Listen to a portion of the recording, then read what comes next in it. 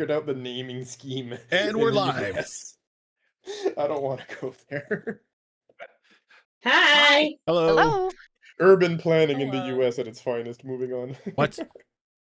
Yeah, There's no planning. It's a 2-year-old with a crayon. there you go. A cranch. It's a fucking Etch-a-Sketch. Right. How is everyone? Oh, Good. God. How are you? We're good. Hard as We're fuck. good. Still snuffly, but better. Maybe. Got about 30 minutes in, so, could be better. 30 minutes in what? Of sleep? Of sleep. Yeah, I got a 15-hour shift tomorrow Jesus Christ. Oh. from 8 to Ouch. 11. No thank you. Yeah. And knowing from personal experience for the last few weeks with my coworkers, I'm going to be busting ass until I crumble. So it's going to be fun. I'm looking forward to it. Oh, Is your honey. definition like mine, fueled by caffeine and sarcasm? If only caffeine affected me. I know. But yes. I am actively worried. Doesn't stop us Yeah. from trying. Well- You better be worried for them because they pushed the wrong button. Yeah, well, Wednesday, you guys were trying to get in contact with me, and fatigue just hit me so hard. I was like, I gotta pass out now. Otherwise, wherever I fine. land is where I'm staying. Hun, It was bad. 2 days, sweetie. Just 2 days and I'll be there. Well, 1 day, and then I get 2 weeks vacation. So Exactly. Continue conversing. I forgot I had to open something. Okay. yeah, No okay. worries, we can do that. And we usually can. Mm. But the good news is, like I said, I just got 1 more day, and then I am done for 2 weeks. Although there was, I think I told you, I think it got progressively worse each and every day at work, and I'm like, I swear to God, I'll walk out. I There we will go. walk out. I mean, Considering everything that's been going on, I cannot blame you, seriously. Yep. Like, there is such a thing as too much is too much. Oh, and one of our managers that was supposed to help cover a shift, who was only supposed to work like 3 hours, showed up 2 hours late for his 3-hour shift. Oh, that's fun. he left after an hour, didn't he?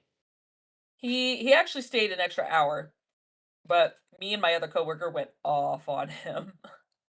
I don't blame you. He probably We're deserved like, it. no. They're like, oh, just pull someone from the front. They know how to cook. They'll be able to cover back a house. Okay, cool. Then front of house is fucked. Is empty. I don't think yeah, you're like, understanding your position here. It's to help cover. We can't rotate people. There's no we don't cover. have enough people. But in. you know what? You know what's not stressful? Tonight. D&D, Yeah. Yeah. house guard. Mouse guard. We just baby mice. It's okay. We got to deal with Goose. Nothing stressful about dealing with Goose, right? Right? Half the crew dies. No. We have I mean, simple okay. problems. You almost had somebody die last week. Yup. I was talking about everything was fine. Squeakers had everything under control. I was like, who? Oh, right, Squeakers. I was gonna say, are you Balzac, sure about that was the name that? of the town, Zoro. Balzac. I think it was literal mouse.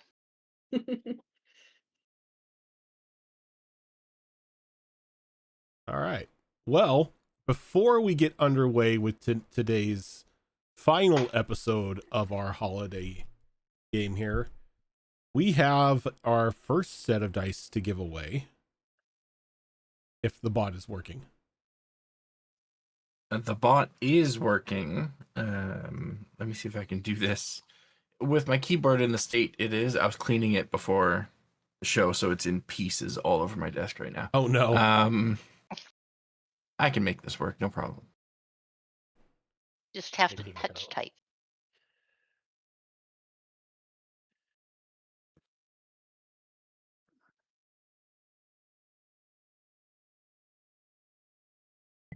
Are we gonna try to do 2 before the break?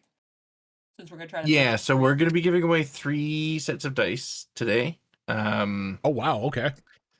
Now, in the we have past, 6 left in 2 shows. So in the past, I know the final episodes of our holiday shows have a tendency to end early. So I think what we're going to do is give away a set of dice every 45 minutes to an hour. That's a good idea. Yeah, that works. I like that. Yeah. So I am going to attempt to type !giveaway in the chat to bring up the rules. Give me 1 second. Do you want me to do it? I can do it for you, hun.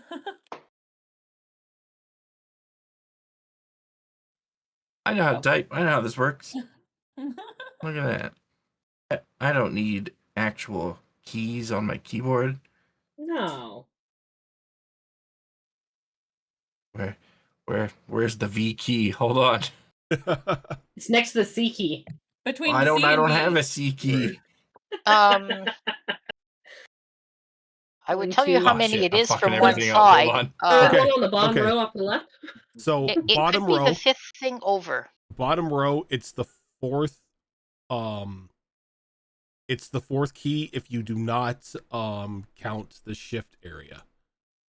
I just From used left my to right. mouse to right click because I hit some buttons I was not supposed to, and things are happening. So Oh. that picture that I just posted in the chat there is the dice that we're giving away right Oh. now. You're funny, Oh. hun. I can help you with this. I It's you no, just tell it's me good. what you're I got doing. this. I got this. Oh, those I'm are just very Oh. distracted by all the menus that have popped up on my That- monitor here. Oh, that's no. some Space Marine dice. Yeah, Yeah. those. Oh. So when I saw those They're dice, all cadet. the first thing that I thought of was Caitlin from League. Those are her colors, Oh, true. and it is a very pretty color scheme. They Oh, almost so- look metallic in real life. They're not, but they almost look metallic. I am Gorgeous. going to open up the giveaway here real quick. And it is open right now. All you need to do is type !December to enter. And we will be drawing that particular giveaway probably sometime around 9 o'clock Pacific. So like 40-ish minutes from now.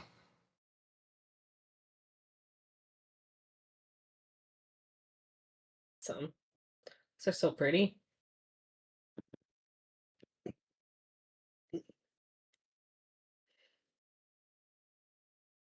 All Feel right. lots of pretty dice. Yeah, a lot of pretty dice.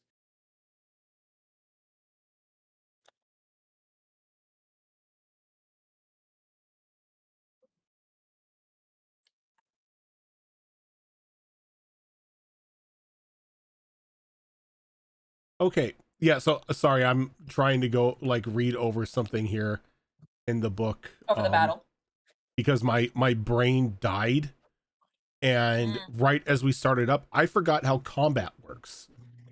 It's okay. We did too. Like I know how Yeah. I know like attack, defend, and all that stuff, but I was like, I'm looking to see what you roll for this. Are they opposing rolls?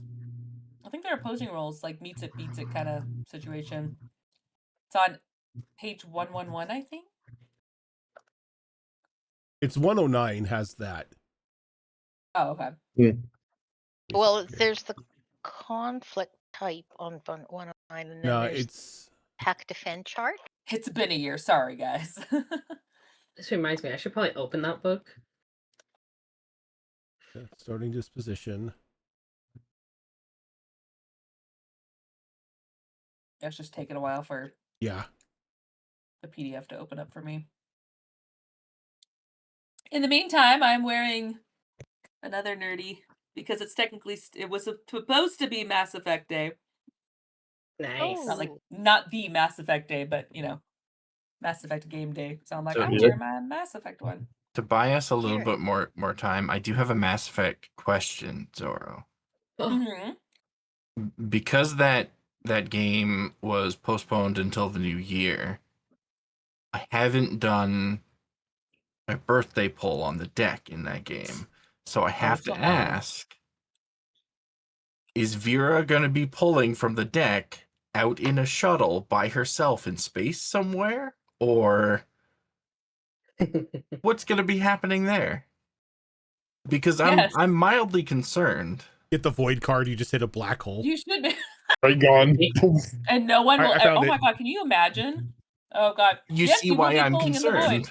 All right, Yeah. so I did find Yep. I did find the conflict chart on 113.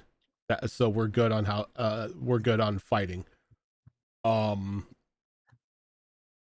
So the last time we were together, get some music going on.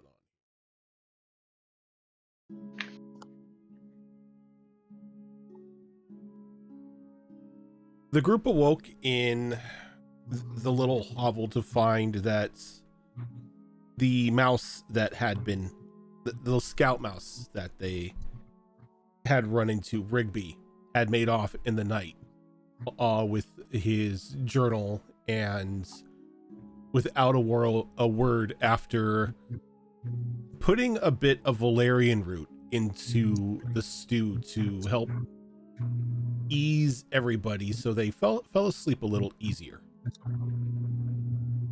Not really being too happy about that in the morning, the group got together and began to track Rigby down.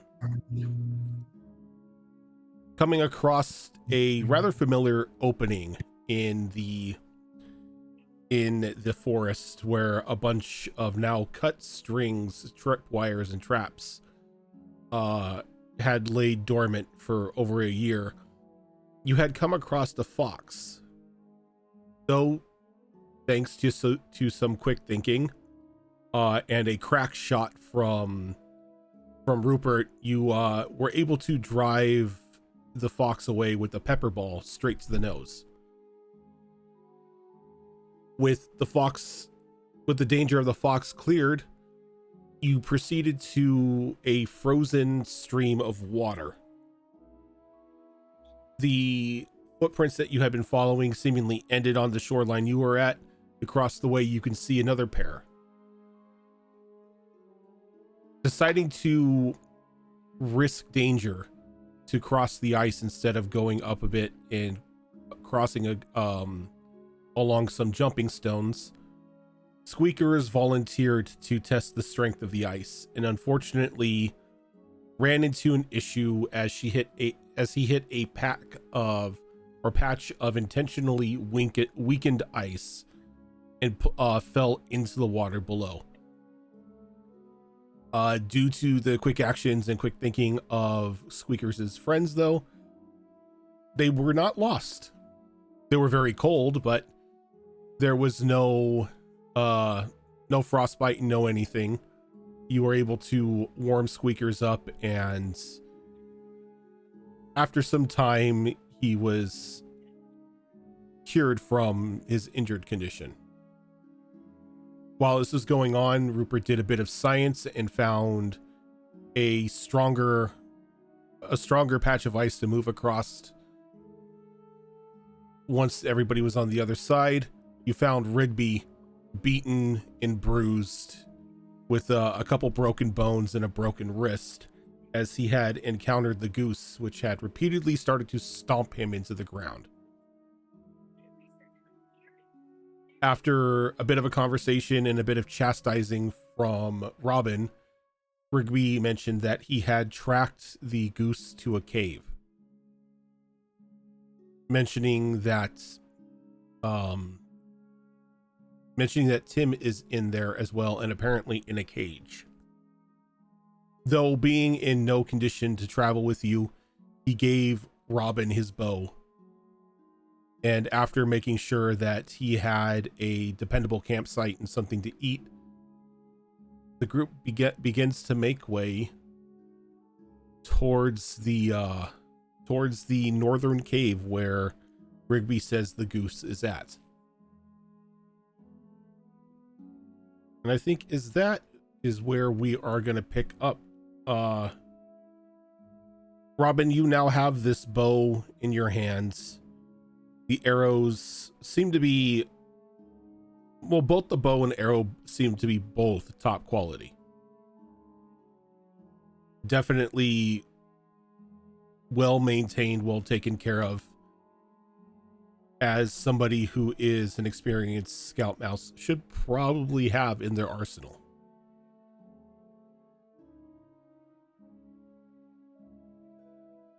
But as you begin to get ready to head out, Robin, is there any final preparations or anything that you're going through in your mind to make sure that you can bring everybody back from this mission?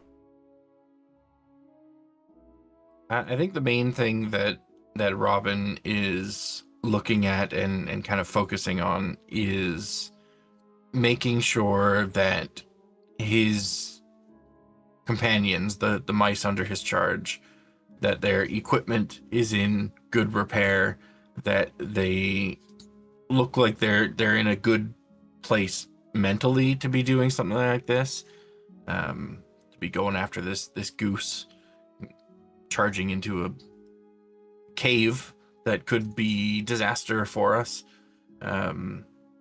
He wants to make sure that they're okay and that there doesn't appear to be anything that could cause a hiccup in their actions. Their safety is more important to him than anything else at the moment.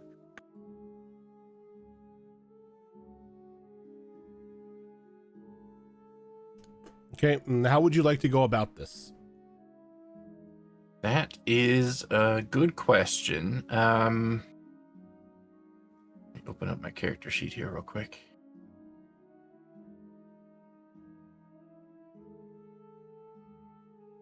I think I would like to do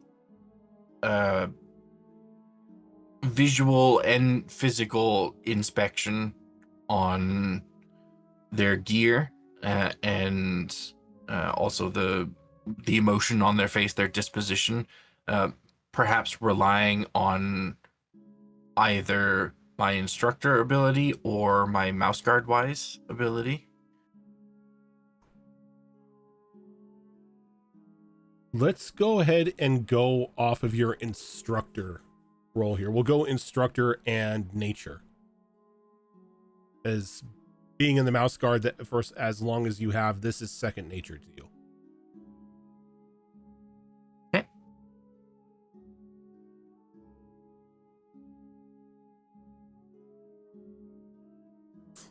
That's an extra D6s here. I was totally prepared.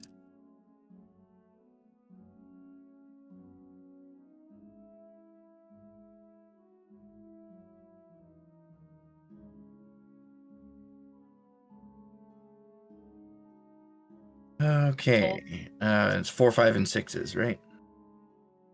4, 5, and 6s, yes.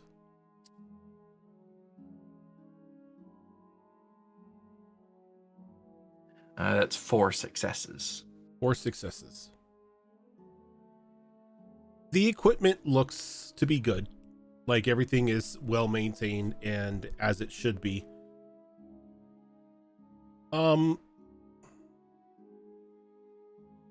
To get a read on your companions here about their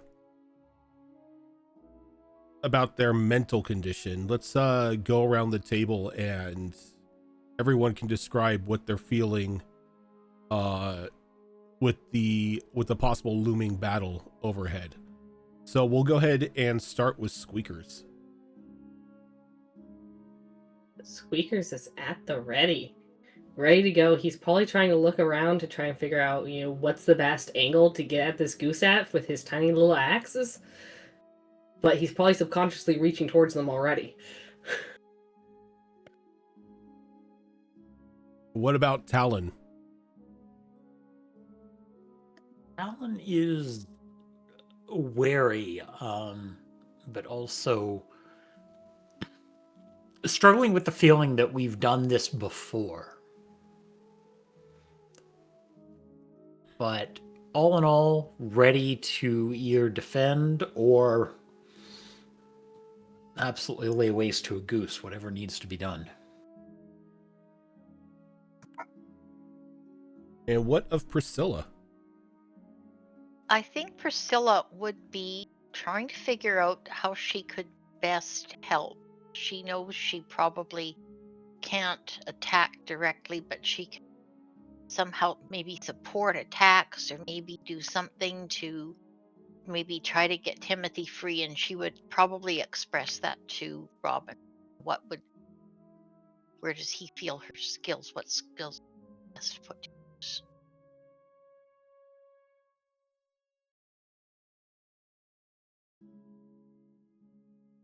And what of Rupert? Well, Rupert, funny enough,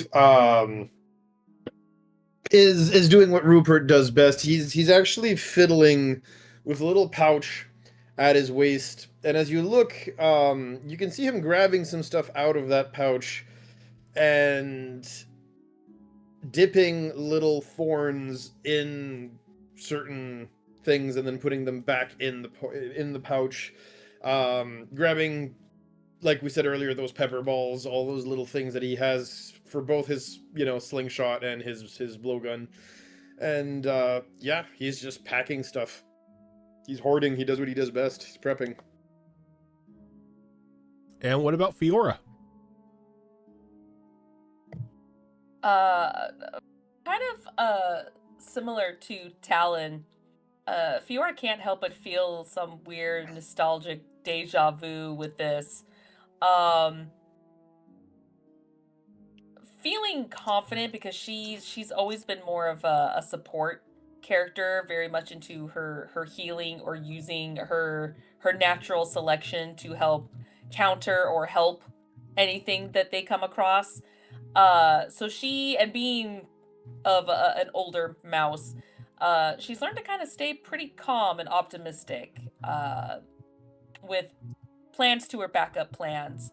So while everyone's kind of preparing themselves, mentally or otherwise, she does pull out some seeds and start making more of the little, kind of similar what she did with the pepper bombs, but full of seeds.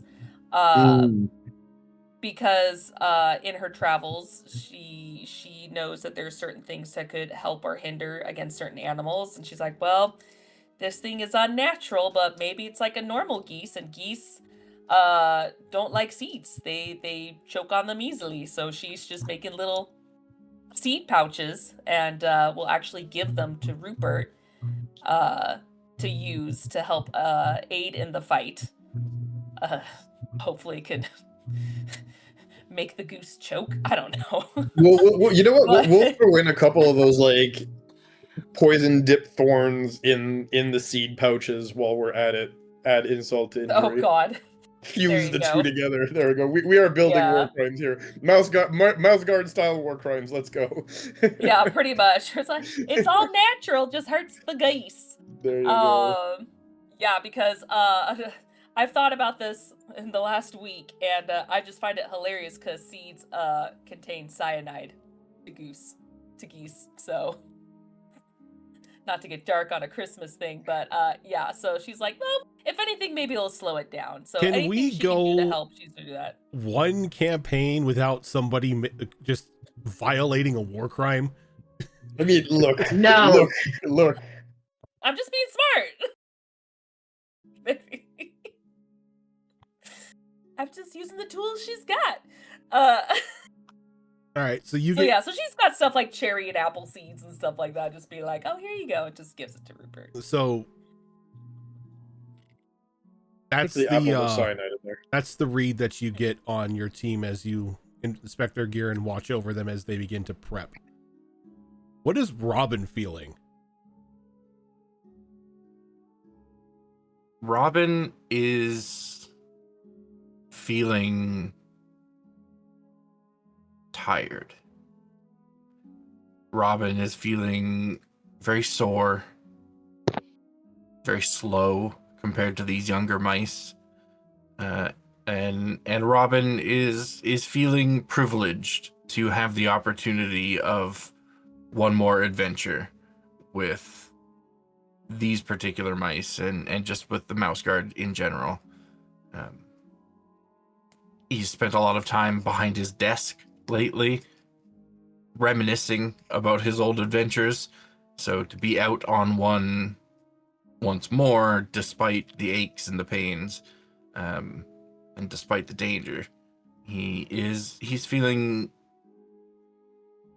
grateful for the opportunity, and he's also been kind of retroactively paying very close attention to Fiora throughout the entire adventure that we've been on, kind of trying to gauge if she is ready to be in the position that he's been in as a leader of these patrols, as a guide for these mice, as his replacement,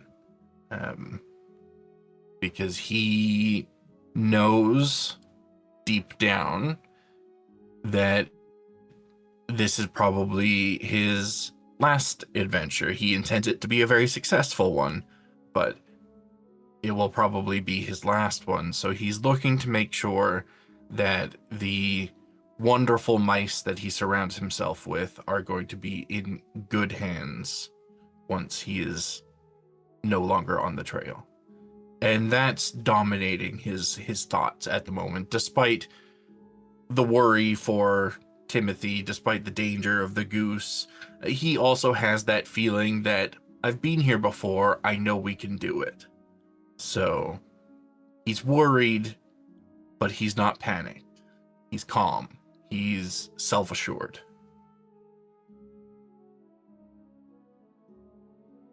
And as everybody makes their final preparations and packs up their gear and gets ready to go,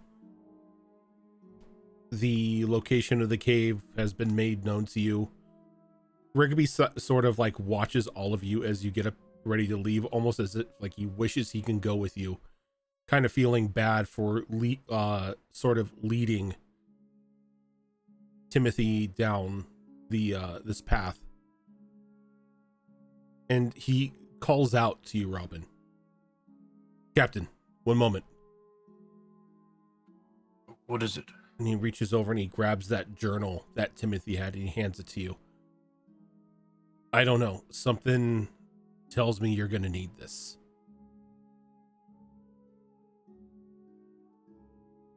Right. Is there something? Call it a in feeling. it that I see. I see.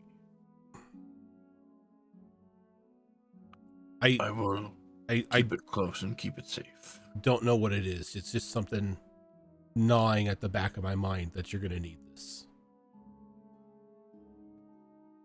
Well, this little book sent us on this adventure, so I suppose it makes sense to have it in our hands at the end of it. You stay warm. You stay safe. We'll be back for you. Happy hunting. Give him a slight nod and then turn to the group, see if everyone's ready to go. I forgot I knocked his ass out with sleepy time tea, so we'll pretend we did it right before we left. Oh, he hasn't finished the sleepy time tea yet. Oh, that's true. It's not like instantaneous. That's true. Need to work on that. It just helps you sleep. It doesn't knock you out. It's just an advanced form of chamomile. It's not the Knoll sleepy time tea. No. I was gonna say, No, Roach. that shit knocks you out within the next 5 minutes. The Knoll sleepy time tea is just a drinkable version of chloroform. I was about to say, Erogen, does that tea smell like chloroform to you? God damn it. Well, Does the this tea second- smell like chloroform to you? Look, the second Ash had found out about the whole Knoll orgy thing, she was like, nope, I want the tea. Give me the tea. The real tea. You guys missed out on a party. All right. So as you head out, are you keeping with the same order that you have been during your trek and having Talon lead the way? I think so, yeah. That sounds good. He's the group's head scout. He is the group scout. He is the rogue of the group. Raven? A rogue? No. Never. All right. So Talon, go ahead and let's go make a scout and a scout roll with Will.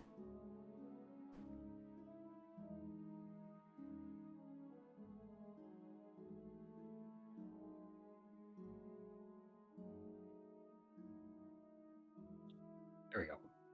I lost roll 20 in the midst of everything. I mean, that happens.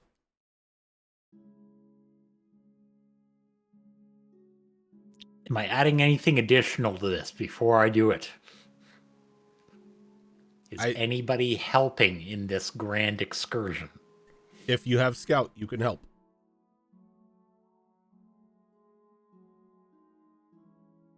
Okay, I think it's just a straight up roll.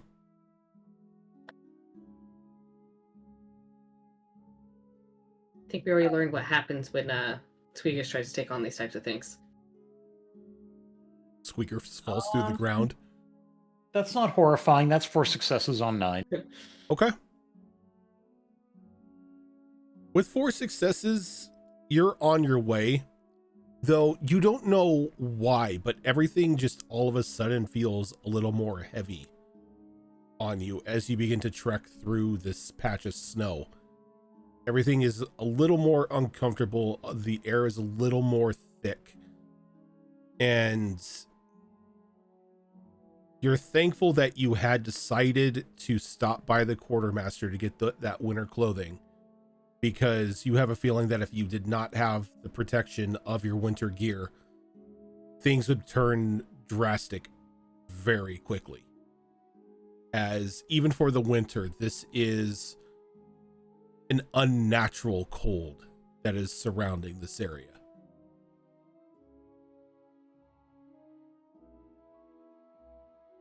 But even with that, you steel yourselves and you continue down through this small patch of snow that will lead you to a hilly area. And just as he said, you see the opening of a rather large burrow off in the distance. You can barely begin to make it out from the haze of the cold. And as you get closer and you get closer, it begins to get a little more difficult to get through here.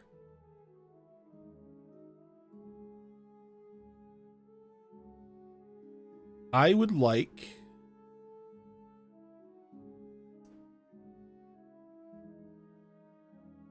one person to give me a survivalist roll.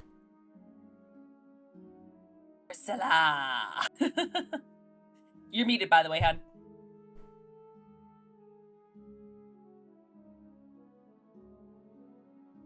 Priscilla, you're muted. I have survivalist. Okay. Anyone also wishes to assist, Or or have to this one. so it's gonna be your survivalist and your will. Okay. And I want you to add 1 for every member of your team. So I get to add another 5. 5. You get Wow. another 5. That's a lot of dice. We're gonna call this a success 7. So you need 7 successes in order to succeed here. Okay. Oops, daisy. I wasn't going to bring the tower up, but this is. All those dice. Sounded beautiful.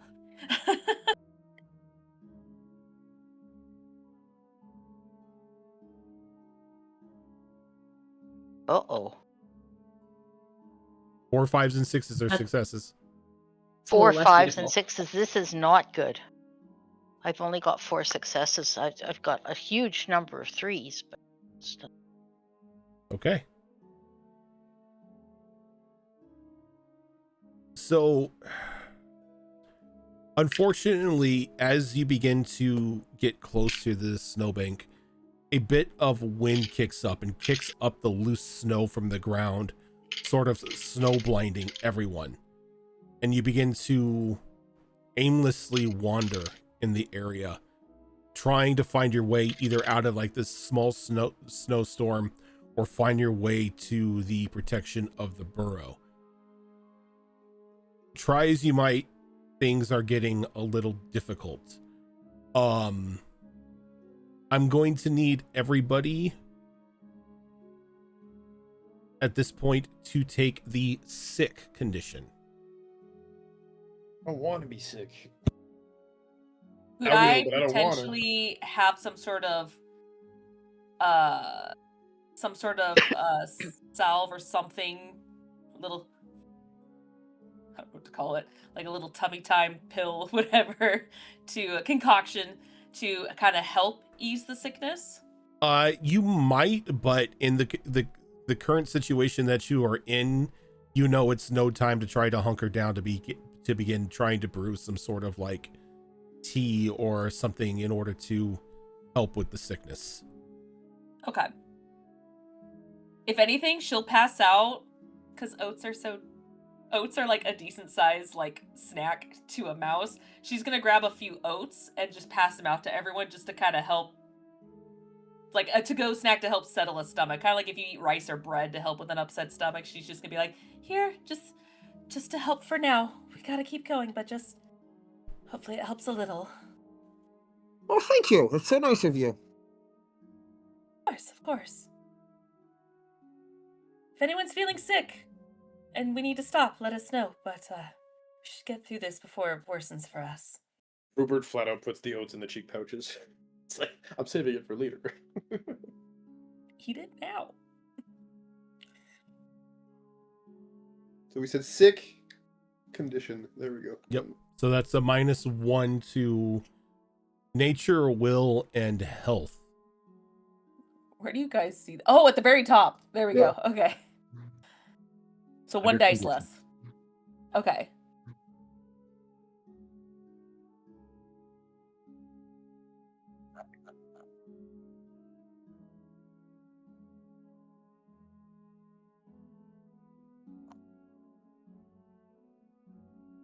Yeah, it's -1 to skills, nature, will, and health, but not recovery. So just as a Basically everything. offhand thing here, I was rolling something for Rupert just secretly, and I was rolling 66, and I don't know what the chances are of this, man, but I rolled 6 6s. Jesus, okay. The devil's luck. Right? Why can't I have That's that luck cool. in our D&D games? Jeez. Yeah, right.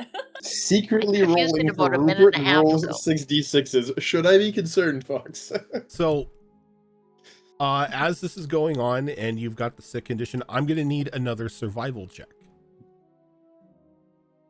Considering there's so this whole like thing that's got us sick, is this like some gas? Like how would you? It's the cold. Oh, it's just flat out from the cold. So we're It's just sick flat out cold. from the Got it. cold. Yeah.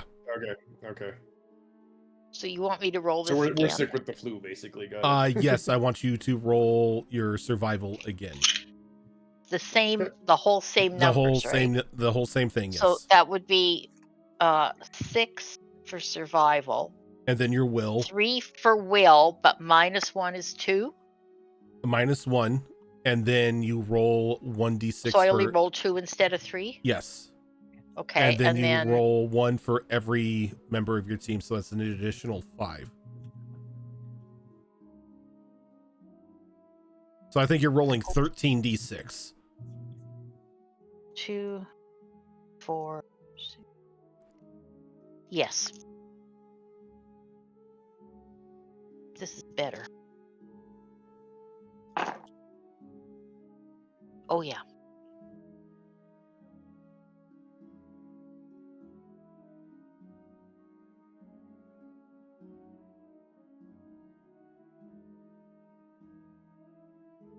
Oh shoot. 8. 8 successes? Yeah. All right. That beats the 7 that you needed. Oh, okay. So, thankfully, even though you are all feeling a little case of the sniffles coming on, Priscilla, you're able to lead everybody through this small snowstorm that's kicked up and quickly into the lip of the burrow to sort of shield yourself from the elements. And as you get into the burrow, your eyes begin to adjust to the change in the lighting. It's a little warmer in here. And what you begin to hear is this strange, what almost sounds like throat chanting.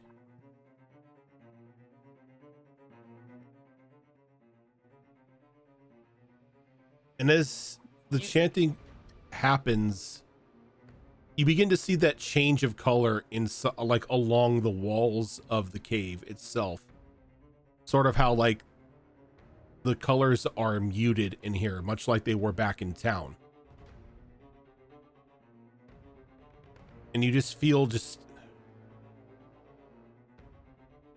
you feel something wash over you, but for some reason it doesn't overtake you like it's overtaken everyone else.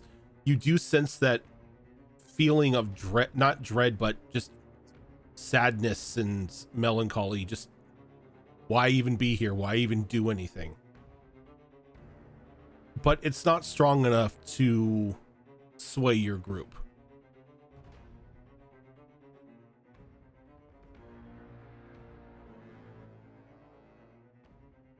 As you enter into this cave,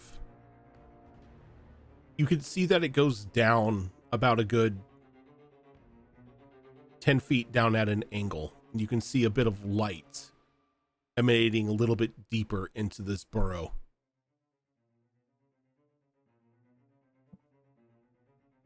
And then you begin to hear the small sniffles and whimpers of a young mouse.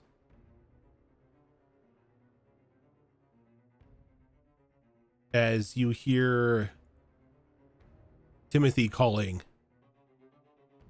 "Somebody, please help me."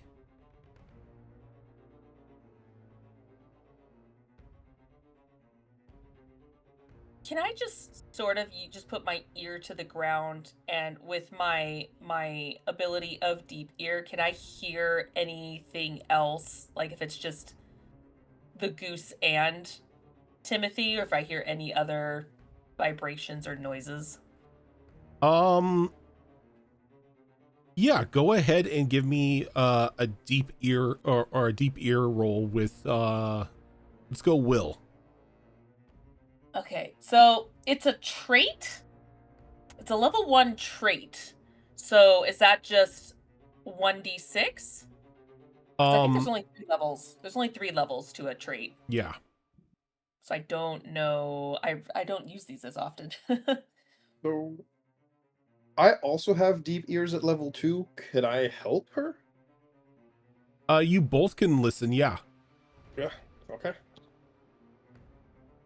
I'm just figuring out how the levels, because the levels aren't really. I don't know if the levels do anything. Like, Well, that's I what don't I'm know. trying to. I've been They trying do. to find They do. it. I do believe they add dice. I found it towards the end of the book, but I don't remember what was.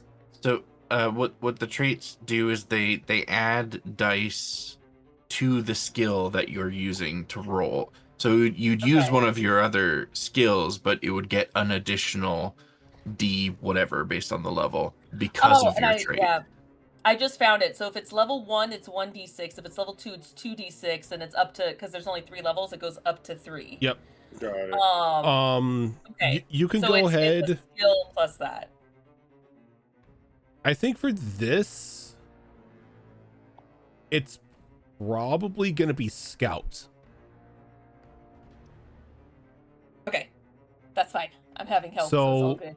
it's going to be one from Scout, one from your deep ear, and then one from Rupert.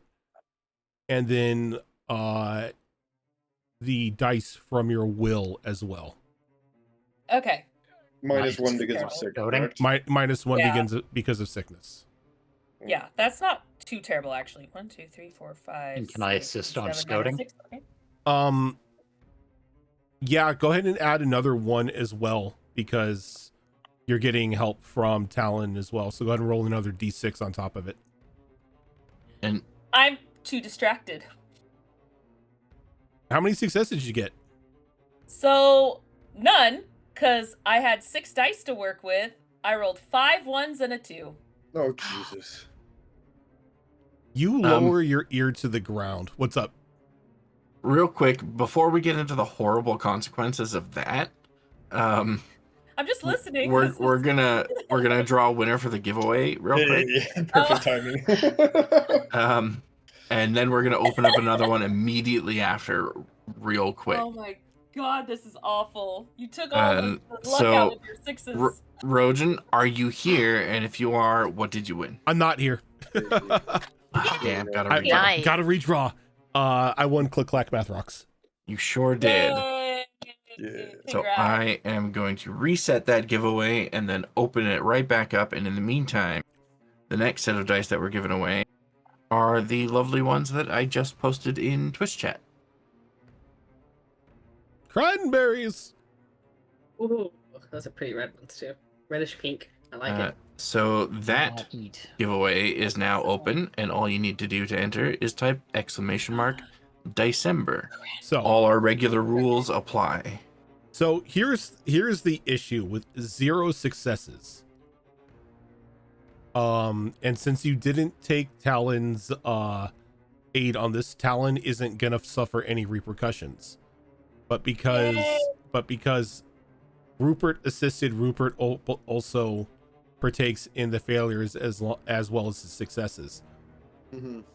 You lower your ears to the ground, and there is such powerful reverberations coming from the ground itself. It makes it sound like the goose has amassed an army down there. It's not on the conditions list, but I want the two of you to mark angry, but it's scared. Okay.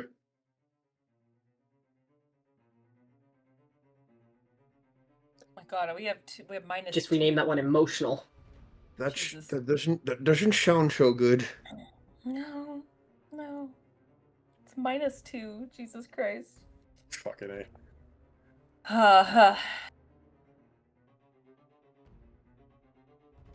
I blame Fox. He sucked all the Yeah. life out of the dice when he got. I all was 6. gonna say, Fox, whatever you rolled those 6 successes on, better fucking come in clutch, because we're getting fucked right now. I mean, that was just a personal roll for personal things, so I'm sorry. It's not Jesus. going to help Nope, us you're at good. You're all. fine. You're fine. We're trying here. Wait, this means I might roll well. The curse is passed on. Right. I hope But to God. Do you share that Good information roll. with the rest of the team, Fiora? Yeah, she'll kind of tuck her ears down a little bit, kind of try to rub them, and she's like, I don't know what's going on, but I don't know if this goose is so massive that it's creating earthquake-like vibrations, or if there's a lot of things deeper within. We need to be careful.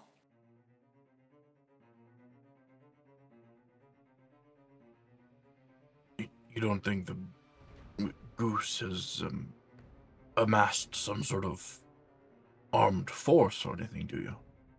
It does Geese sound flying like it. flocks. What's the term? A gaggle? Might be a lot. Not sure. That's why I got 2 axes, right? Proceed quietly, then, as we move forward. Mhm.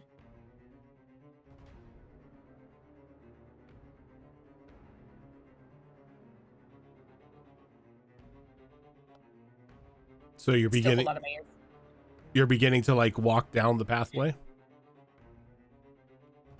Yeah, I think Robin is gonna direct everyone to kind of stick to the wall on one side of the cave and proceed forward quietly, just so we aren't like out in the open on the main path. We can kind of press ourselves up against the wall to avoid something if need be. Okay. As you get down a bit closer, you come to a larger opening in the burrow. There are a couple small lights in here. And I want somebody here Not me. to give me a survivalist roll. Actually, no. I need everyone to give me a survivalist roll, as it is going to be a group check. Survivalist and your will. -1 still, right? -1 if -1 or -2 depending on how many conditions you've got. Okay, right. So I will go around the proverbial table here. Robin, what did you get? 3 successes. 3 successes. Squeakers. Out of my 3 dice, I got 2 successes. Good odds. We've got Talon. That's 2 successes on 3 dice. Priscilla. 6 successes on 8 dice. Rupert. Well, I don't have any points in survivalist. That means Oh, I'm you sorry, roll- 5 successes. No, 6. That means you roll 1 plus your will. I do roll. Yeah, the minimum is exactly, and always 1. Then minus 2 dice from all that. So that is 2 out of 2 dice, with 2 more being sent to the Shadow Realm by the conditions. Okay. And Fiora. 4 out of 6 dice. Dice didn't fuck me this time.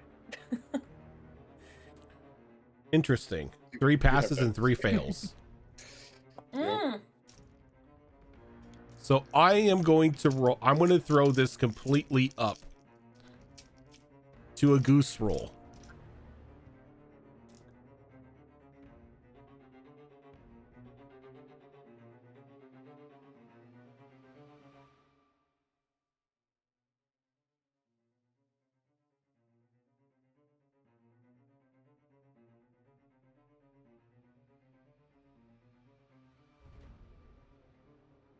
You hear the chanting begin to quicken as the burrow itself sort of begins to tremble and shake, and more of the color is beginning to be drained from inside this small cavern. As you can see, small black, almost just like inky tendril lines running through the soil out from the larger portion of this cavern underneath your feet and making its way up to the entrance.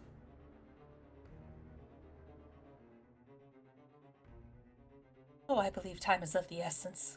We may need to hurry regardless of what's happening. Indeed. Quick and quiet. So, to give you a bit of perspective on where you're standing at, if you move further in anymore, you will be in the open area where the Goose and Timothy are at. With me not trying to control Talon or anything, but with Talon kind of being close to the front this whole time, would he be able to see what's going on before we enter? Like, kind of assess the situation? From where you're at now, you are just out of sight. Okay. If you move any further in, you will be able to see the Goose, but the Goose will be able to see you. The Goose is aware of something's presence in the cave. Not sure what it is. Okay. I rolled his dice. He got 6 successes. This cave was built before the snow, so it's not built out of snow, right? No, this is a former burrow of some sort of predator creature that hasn't called this place home for some time. It has space. or height, I guess I should say. Mm-hmm.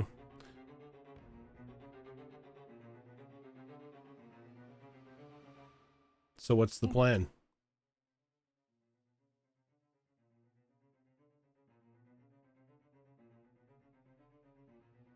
Kind of look to Robin and Talon since I'm near the back. And from the position that we're at, what are we hearing at the moment? Just Anything different from... the chanting has gotten deeper and faster. And every now and then you hear just the sniffles of a scared young mouse. And does it sound like the chanting is saying anything that we recognize, or is it just sounds or a language that none of us would have any reason to know? Doesn't sound like anything any of you would know. I don't think any of you speak Goose. Oh, I was gonna say wizard, but that's even funnier. Honk, honk, honk, honk. I don't know, And might I? there's light sources, right? Light from the cavern where the goose is. Yes. Is it moving as if it's like firelight, or multiple firelights? Okay.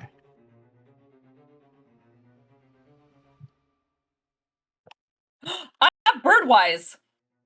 Could I understand Goose?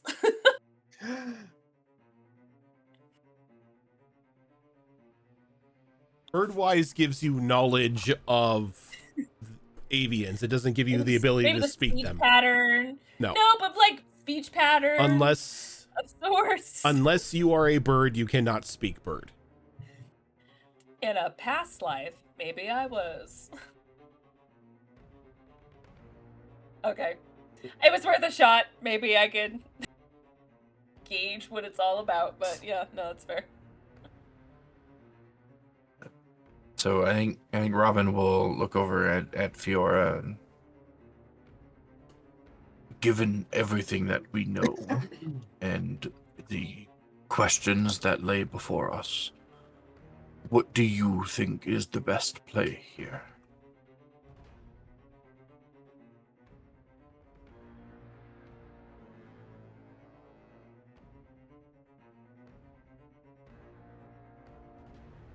It's directed towards you, Zora. Oh, I'm so sorry. I thought you were talking to Talon. I'm so sorry. What was the question? I was like, he's not talking to me. Sorry. No, I'm asking the future leader these leadership questions. Oh. She's like, ew, no. Just like, well, you know me, I don't really like to be brash and assess the situation, but kind of gestures to the walls. Considering what's going on, I feel like that might be necessary and stop whatever we can quickly. So I feel like if we go in arrows a-blazing, as they say. You know, no time to stop and chit-chat. Just go in, kind of get an idea of where Timothy is, and go after the goose as soon as possible. And hopefully not its army. Arrows a-blazing. That's not a bad idea. Do you happen to have any, like tree sap or tree resin on you that I may have? Oh, of course, yes. And she pulls out what looks like a little mason jar, and you just see just like this thick kind of, it almost looks like it's just like a bottle of like syrup. She's like, yes, here you go. Robin will take it and just kind of tuck it underneath his cloak so it stays close to his body and stays relatively warm and viscous, so it doesn't harden up in the cold weather. And just have that at the ready for dipping some arrows in, because tree resin is very flammable. Okay. So Robin over here just like going full Rambo now. We're trying to choke a goose with cyanide. We're gonna hit it in the eye with flaming arrows.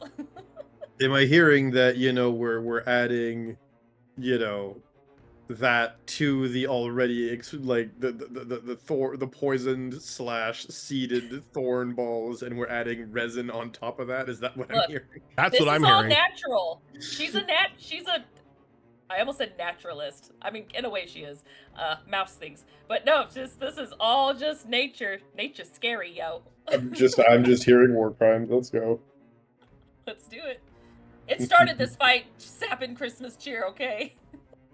So we're cooking a goose for Christmas. Literally, the goose is cooked. Gotta be prepared for anything, right? We don't know what's in there. Yep. True. There's an army for all I know. Everybody, prepare yourselves. Make sure you are fit and ready for battle, just in case it comes to that. I think it is about time we make our presence known. And as you I say take the that, signal off my spear. let's go ahead and take a quick break here, because we are going to get into, unless things go haywire, combat. So let's go ahead and take a quick break here so we can get up, stretch our legs, get something to drink, all that fun stuff. If you haven't done !December yet, there is another drawing going on for another set of dice. We're giving 3 away tonight.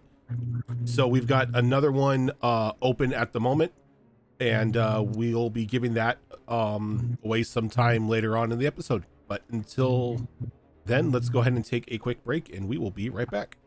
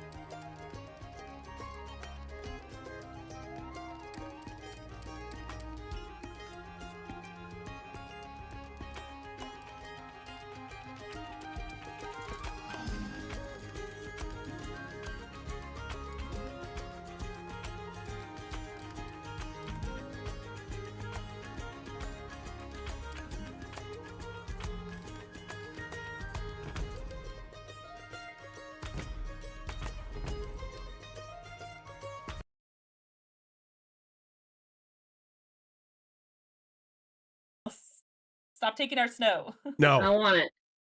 we're back. Yes. You can keep it. It makes me Good. cold, and I'm cold enough. I don't Well- like. I hate the weather report for next week. Like we're looking yeah, at like 4 inches of rain next week. I look at your second season. No, not on Christmas.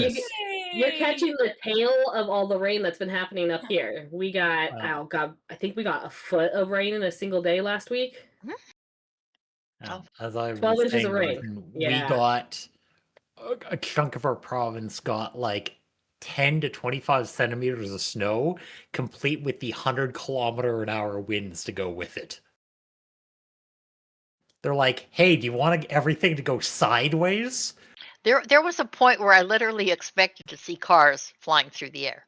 It didn't last long, but it was just sort of.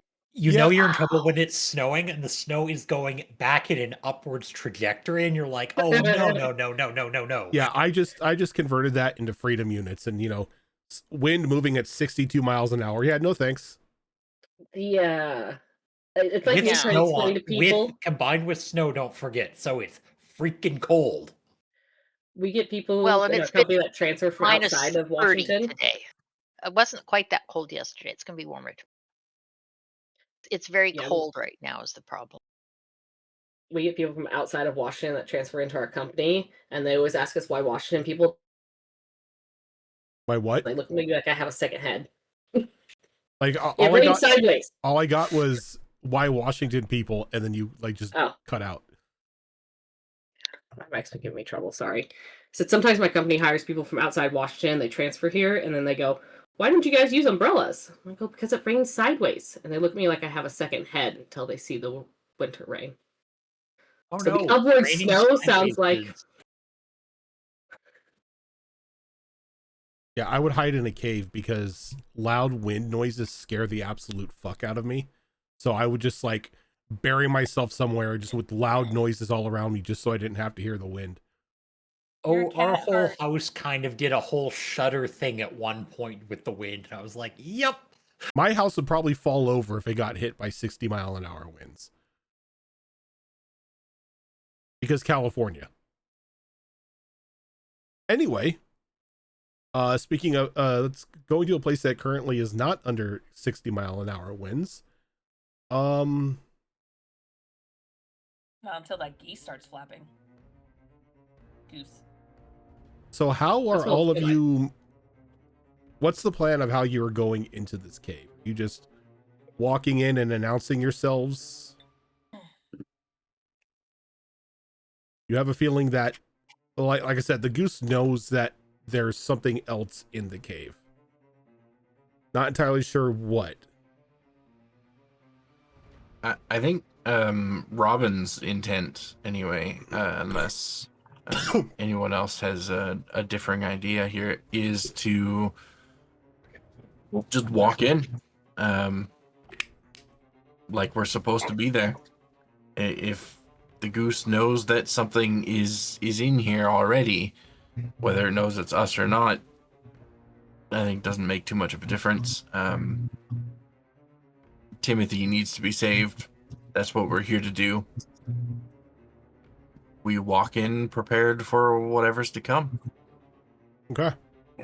As you walk in, you hear Timothy audibly gasp as you see that he's in like a cage and his hands are stuck out and they're sort of bound together by rope, and he's holding his staff, and it's being forced to go back and forth in like a rhythmic motion as this large semi-translucent goose sort of looms over the cage, the wings completely spread and like sort of folded because the size of this goose is still too small for this cavern, though it doesn't really look like it's all completely here. And as it's like looking at you, it's aware of your presence. It does not stop its chanting. As you could see a small snowflake. Lost Knights, thank you for that raid. You see right. like this just snowflake sort of hovering over one of the or hovering over the central fire pit, and it's made of like thick ice and everything, but you can see that the ice is starting to wear down, and inside of it is just like this very happy looking collection of colors, and you feel as if this is sort of symbolic to the joy that this goose is trying to burn away.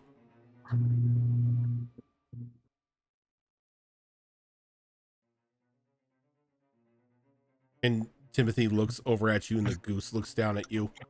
And before you can do anything, you hear a bellowing honk echo through the cave as in front of the fire, sort of placing themselves in between you and Timothy and the goose, in like a little torrent of goose feathers, form these two pure white mice, eyes with just like piercing white, same as their fur. And they have like a mock of like a guard cape, but it's made completely of goose feather. One of them holds like a large shield and a sword, the shield itself emblazoned with the emblazoned with like a golden goose on it. And the one next to it, same large shield with the goose, but it just lets a very heavy mace, not mace but flail, fall to the ground.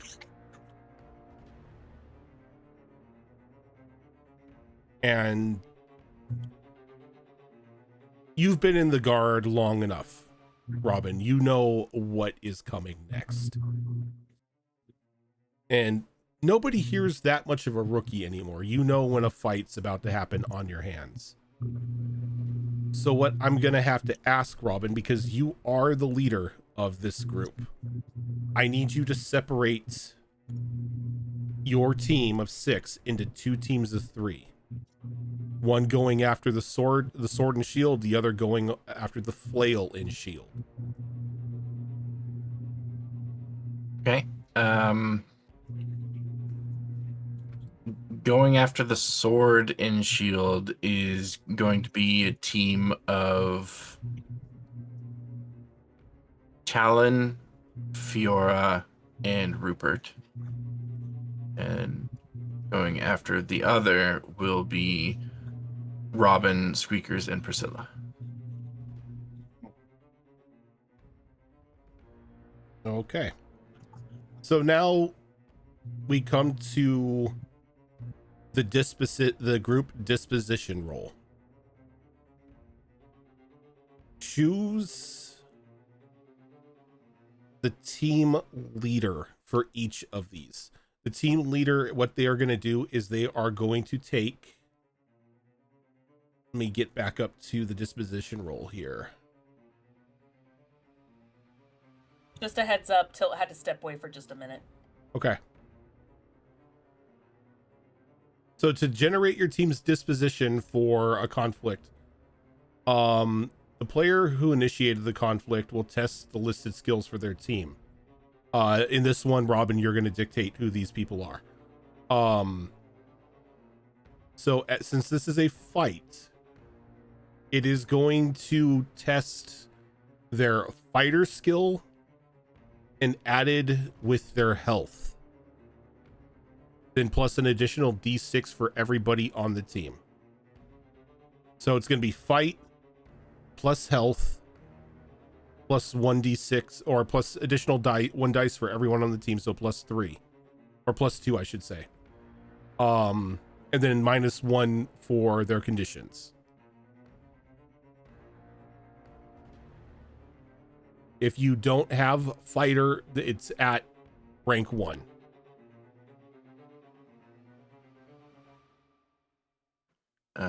So for the team that Robin is on, I think Robin will be taking the lead on that. He does have a very high fighter skill. Okay. Despite his advanced age. And do I choose for the other team as well? Which one on their the team, other- or is that up to them to The figure it other out? team could choose theirs. Yeah. Looking at the other teams here, we've got Talon, Fiora, and Rupert. I will say on that team, Talon is the one who has the highest fighter skill. Talon has 6 in That's a nice fighter. one. And then Fiora and Rupert both have 0. Or I should say 1. I'm healer. I'm purely support.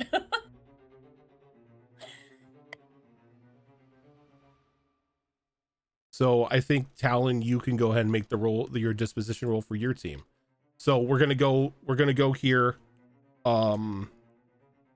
So for team 1, which is Robin, Squeakers, and Priscilla.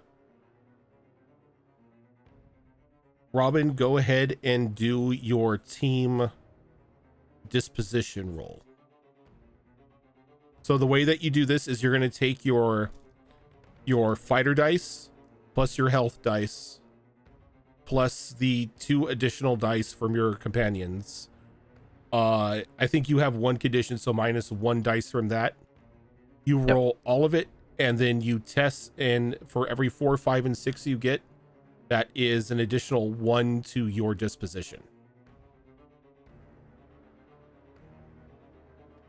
So I got a total of 9 successes on that. Nice. So team 1's disposition is 9. Team 2, same thing. You're gonna take your fighter die, your health die, add 2 minus 1. Okay.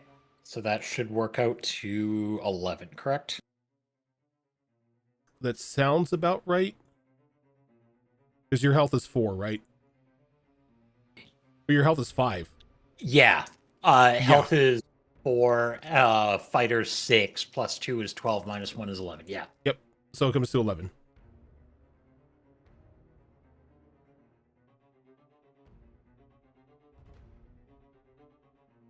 There we go.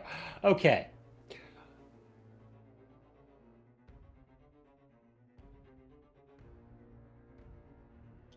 Seven. 7. All right. Now I will go ahead and roll the 2 mice here.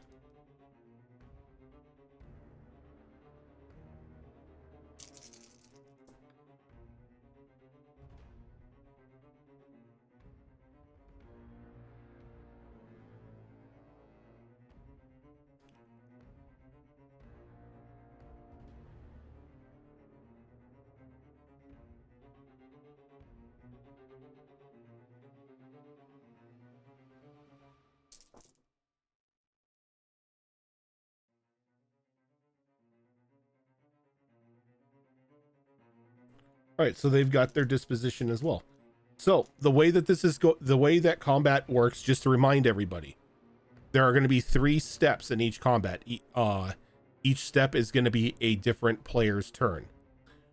On your turn, before we initiate like that round of combat, you are going to decide if you are going to attack, defend, feint, or maneuver.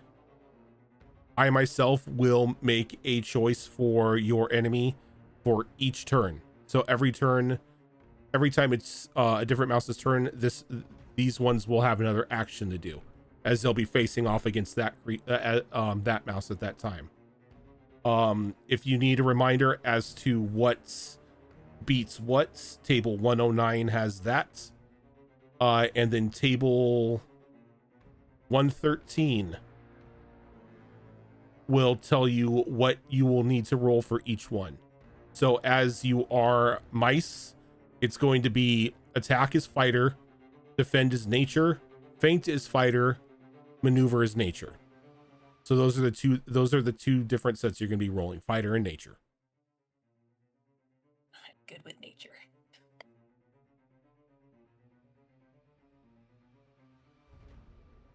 And as we kick this off, Timothy just yells out once again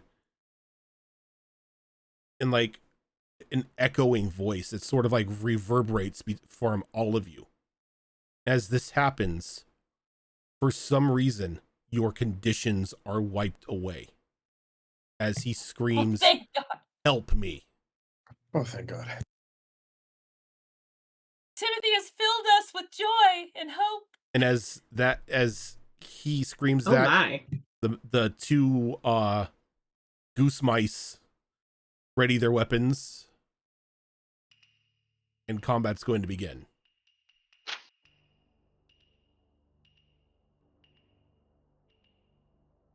So let's kick this off.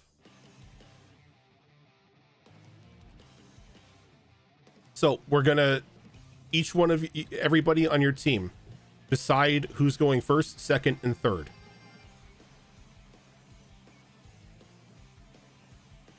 I forgot to write them down. What were the teams again? The teams are Robin, Squeakers, and Priscilla, and then Talon, Fiora, and Rupert. Okay.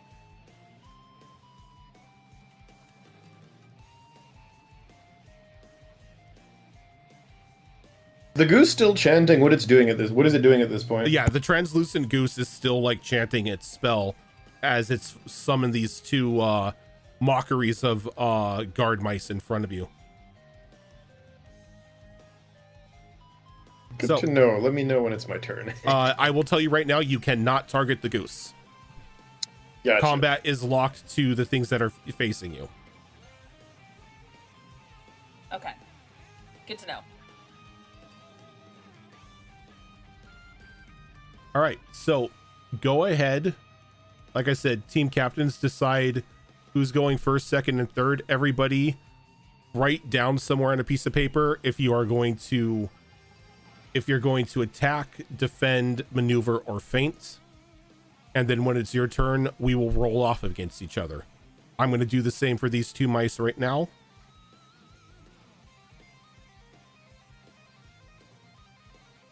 Two seconds for that. Attack, defend, feint, maneuver. Can I ask how far we are away from the spectral mice? They are not spectral. These are very solid. Okay, And the solid mice. You're in within Okay, distance to where like you can descend upon each other this turn. Okay, all right, thank you.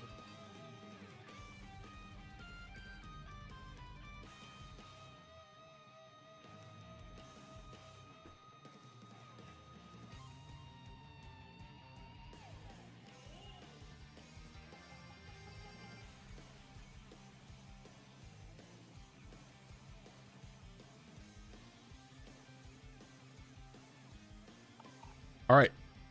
So has everybody selected their what they're going to do?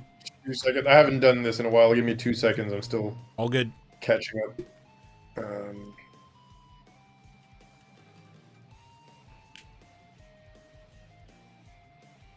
I just need to quickly read something. We're also trying to like coordinate too, just to make sure. That's fine. That is one thing that Mouse Guard has differently than anything else. Any other of the tabletop RPGs is when it comes to combat, it is a ton of collaboration.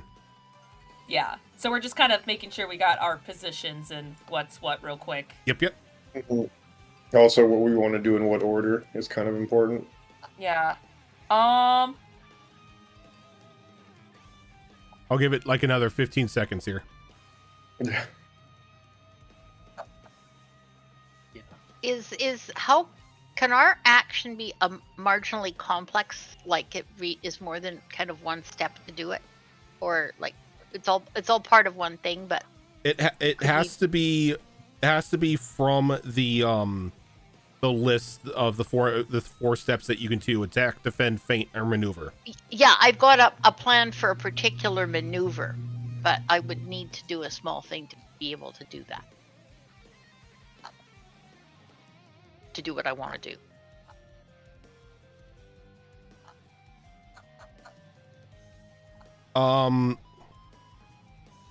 Okay, so if you're looking at positioning or anything like that, you don't have to worry about that because we don't have a map. So Okay, you don't have to look at. We'll see what we'll see what's allowed. Yeah. I'll message Fox here with my. All right, so let's go off with team 1 here. So for action for turn 1, who's up? Which one of us is team 1? Robin. Robin. Okay. Okay. Robin's team. So Robin is going to be making the first move on team 1 here. Okay. So, what are you selecting for your thing? The move that I am going to make is a maneuver. A maneuver. And he chose attack. So this is going to be a versus roll. So the way a versus roll is that you're going to roll your nature and they are going to roll their roll, and whoever has the highest roll here will win. And the difference between the rolls will depend on who succeeds and who fails. Okay. And it's just a straight nature roll. Yes, it is your nature. Okay. Just to remind you, remember that when you're using weapons in combat, you get an additional one dice added on to your attack roll. Oh, that's right. I forgot that equipment actually did something. Equipment actually does something. Yeah.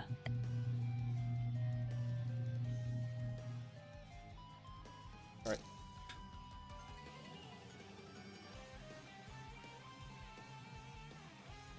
All right. So with my attack roll, I got 4 successes. I also got 4 successes. Ooh. Of course, the first thing that happens is a tie. Of course.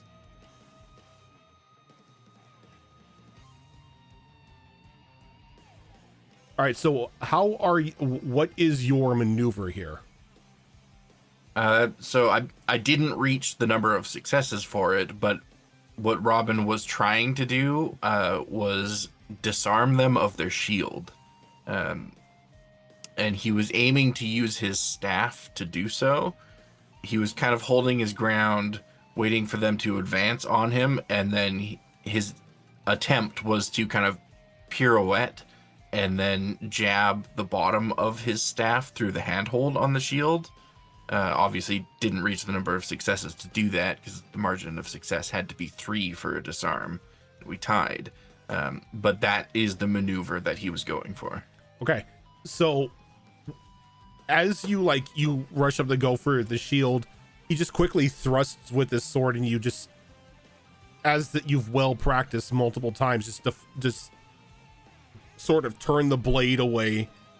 But as you get into disarm the shield, it's very apparent to you that this isn't just some average year 1 mouse, as they just quickly pull their shield away and just plant a foot in your chest to push you back, as you've come to a tie. No change in disposition is going to happen. Gotcha. Coming over to team 2, turn 1. Who is that? That's me, I believe. All right, and Rupert, what are you choosing? So Rupert is going to make it look like he's about to fire something off of his slingshot. And as he does, he's going to interrupt his gesture, throws himself sideways, and then fire off his slingshot, as we will feint. Ah, you're going to feint. We are gonna try to feint. And and your opponent has chosen defense. Nice. So let me see here. I think that means I auto succeed. Feint So bypasses defense doesn't it? versus feint. If played against a defense, the defender may not test. Okay, so you roll your fighter here in this regard. And Okay. since this guy is pretty much bamboozled with the feint, you can go ahead and just test yourself. Okay. So it's going to be a fighter die. Yep. Sorry, I accidentally closed my Roll20 1 sec. I'm just getting back into it here. I opened the PDF and closed the Roll20 like an idiot. Give me 2 seconds. There we go. Back to character sheet. And you said fighter dice, yeah? Yep. Let's see here. Where is it? What's your health circle? Fighter. Okay, I have none. So just your 1 dice. One from the You have gear, your, and then- you have 1 die, and you have an additional 1 because you are using a weapon. You are using your slingshot. Correct. So and that's it's- it. Just fighter and nothing else, correct? Fighter and nothing else. So that's going to be 2 Okay. fighter die. There's no basic raw ability or anything behind No. it. Okay. That is going to be 1 out of 2. Okay. So with 1 success, that is going to lower their disposition by 1. I'll take it. As Every point of damage counts. you like knock your slingshot, and he brings up his shield just instinctively, getting ready to parry it. And as soon as you see that flash of steel come up, you quickly just dive to the side, and in midair just let the shot fly and strike 2, and kind of just like graze his cheek with the dart. Going back over the team 1, turn 2. Who is that? That would be Okay, Priscilla, how are you going to be handling your turn? also a maneuver. Maneuver. Damn, okay. You're going to be doing maneuver. So this is going to be he's going for defend, so this is going to be versus. Okay, so it'll be my nature +1 for the piece of equipment. It will just be your nature. I'm trying to think. Are you using your weapon in any way? Okay, let's go this way. What are you doing for your maneuver? Okay, I want to take my silk square, tie knots in the end to make the knots heavier, and then throw it over the mouse to impede him. Okay, that you know what? I will give you the +1 for that. Okay.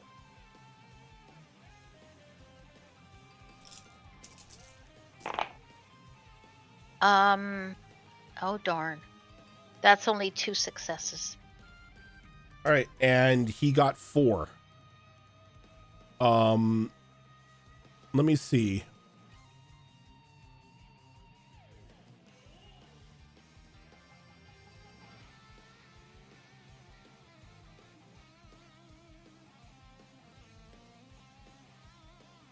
Okay, so when defending, it stops or reduces the effectiveness of an attack or maneuver actions.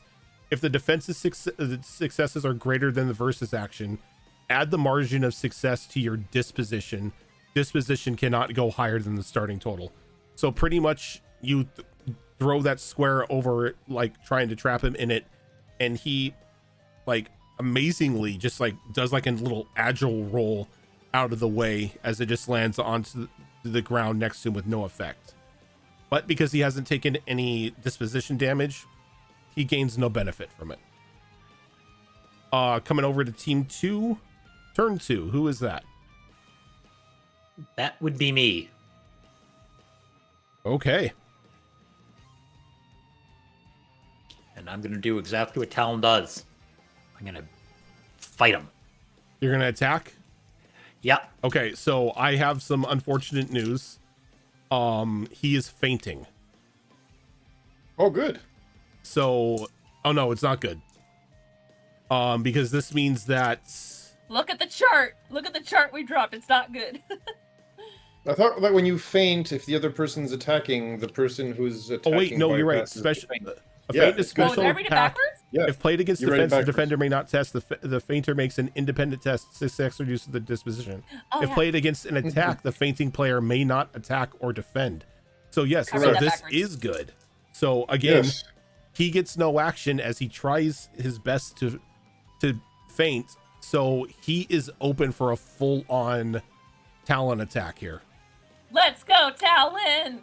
And that's just my. That is your fight. This is your fighter +1 because you're using your sword.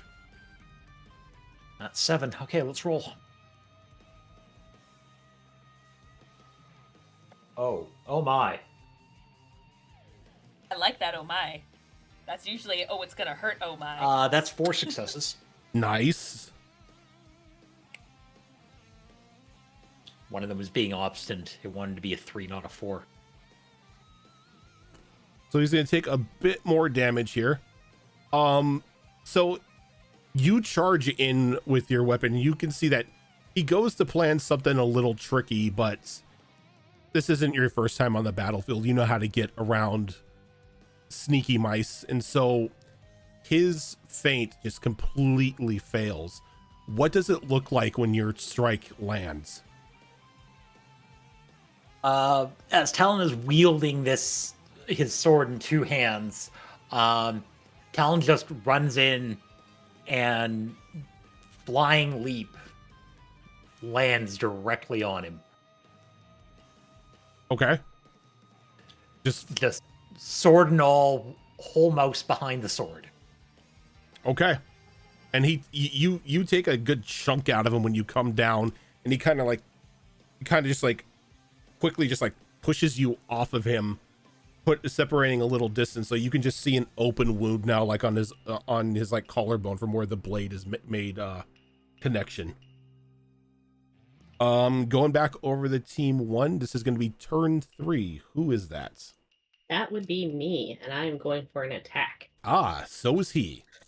So the way that 2 attacks work is we are going to independently test them, both actions separately. Both actions can succeed or they can fail. Alright, so it's nature plus. That's Squeakers uses 2 axes. It's fighter. It's fighter fighter. +1. +1. It's still +1. Okay. Just wanted to make sure. I figured it was, but.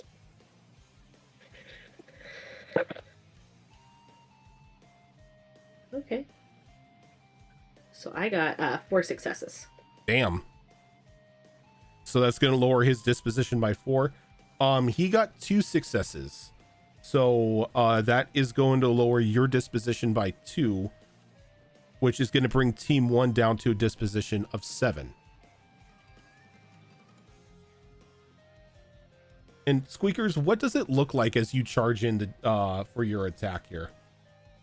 So Squeakers probably steps in and just tries to bring both axes down from different angles, like just cross to him. Mm-hmm. With very little concern for his own safety at the time. And as you come down and your axes bite into him, sort of closing the gap to where he can't necessarily use his sword, he brings up his shield and just punches you right between the eyes with it, just like on the thin brim of the top of the shield, just sort of ringing your bell a little bit, knocking you back.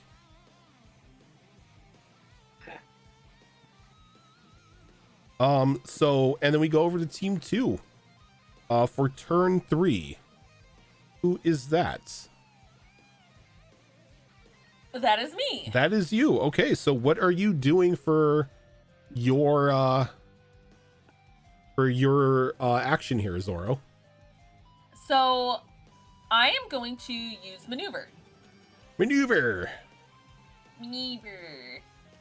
And he is using an attack, so this is going to be a versus. Okay.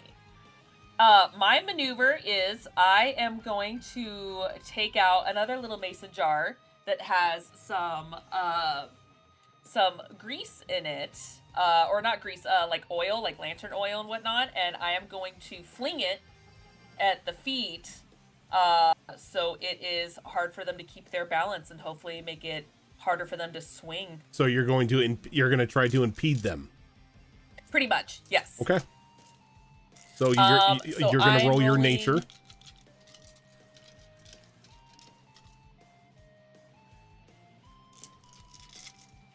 It's just pure nature? It's just your nature.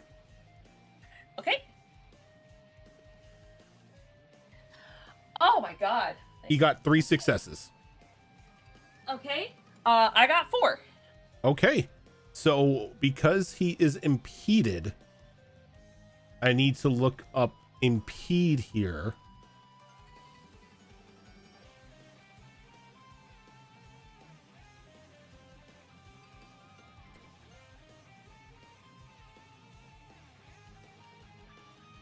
If anybody can help me look that up as well. Yeah, I'm trying to. It should just be on page 108. Impede is a minus 1d6 to your opponent's Right next there. action. Right. To Uh, their- so 109. that, Yep. yeah, To the their next next thing action. that they do will have a minus 1d6 on it. Okay. Yeah, margin success minus 1d for disadvantage. Okay. All right. And I'm going to say that this is a minus 1d6 for this turn. So it's not Okay. just one. It's not just one action. It'll be the turn action. So they'll have Oh, a minus cool. 1 Okay. for each one. Nice. Awesome. Okay. Okay. So we wrote. So at the end of this one, we are going to go ahead and rotate back up to the top. So teams, go ahead. So same order that you were in the last time. Go ahead and choose your next actions. And while everyone is choosing their next actions, I'm going to go ahead and close the giveaway that is currently going on and draw a winner. And then immediately after that, start up another one. Okay. So, Gillitam, if you're here, you gotta tell us what it is you won. Hiding, but I'm here. And I won some shiny click-clack math rocks. You sure did. So I will note your name on the spreadsheet and reset the giveaway. And while I'm doing that, I will also post a picture of the next set of dice that we're about to give away. So that is that set posted in the Twitch chat, and this one will be open from now until the end of the stream, whenever that happens to be, whether it's on our normal ending schedule or if we end a little bit early. That's when we will be doing the drawing for this one. So all you have to do to enter it, now that it is open, Rosa, you were a little bit too early there, so you have to type it again, is type !December in the Twitch chat. And all our regular rules, which are also in Twitch chat there, apply to all our giveaways. I don't want to do the spiel 3 times in a single stream, so read. Read.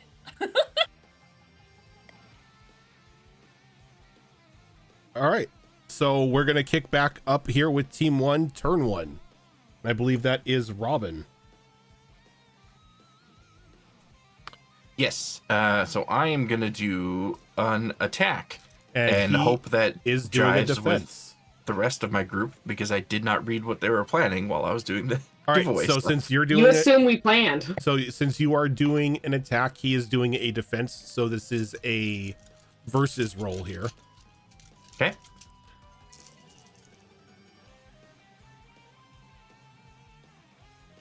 And it is my fighter +1 if I'm using Fighter my plus weapon, 1. right? Yes.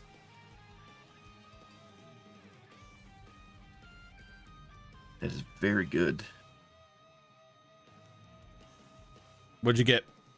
That is going to be 6 successes. Okay. I only got 4 successes. So because of that, he is going to lose 2 more disposition.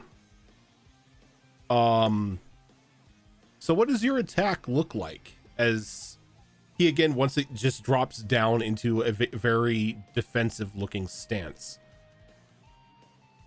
So, Robin used to rely on his agility and speed, but he doesn't so much have those anymore in his old age.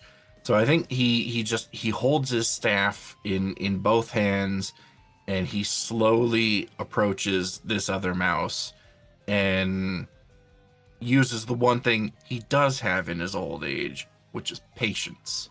He stands there facing off against this mouse, waiting for the right opportunity to just bring that staff overhead with that big hefty acorn on the end of it and just drop it right on top of this mouse's head.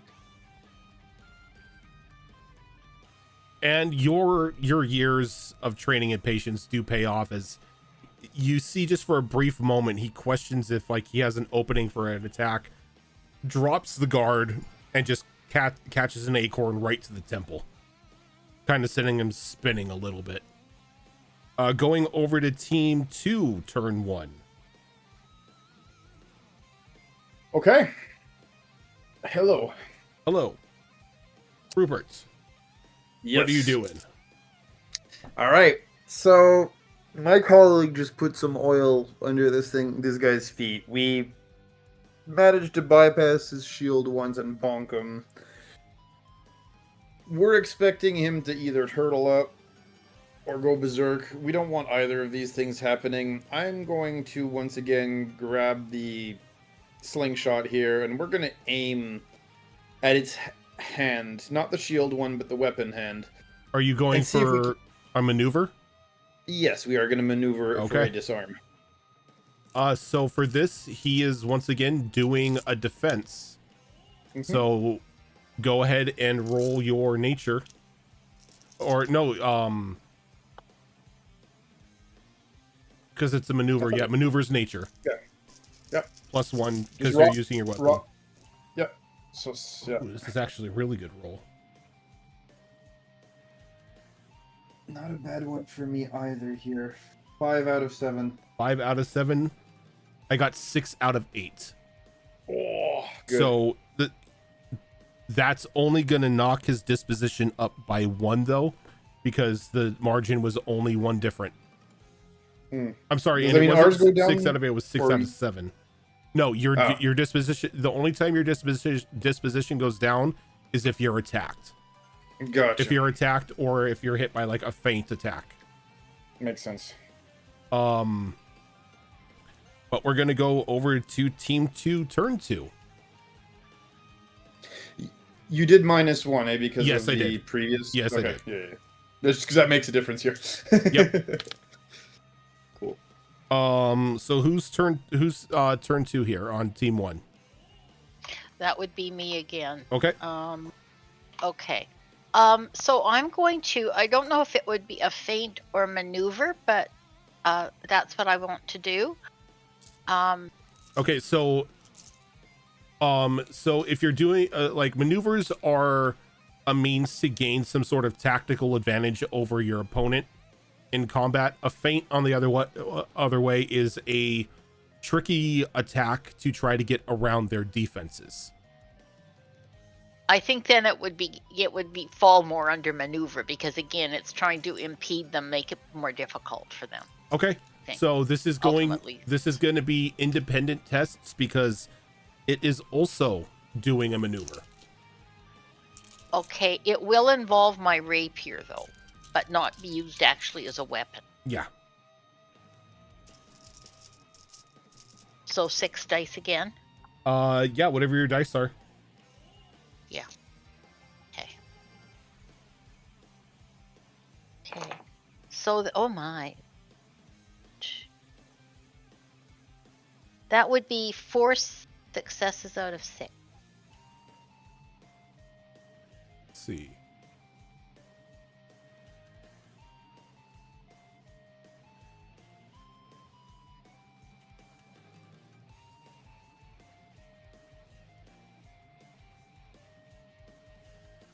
Oh, okay. So because it is an independent test here, it goes off of the margin of success.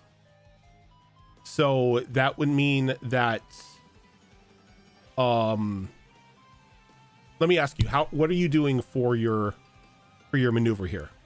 Okay, so I'm going to make it look like I'm trying to get my silk square back, but in fact, I'm going to have my little rapier needle thing, and I'm going to try to poke the mouse in the foot.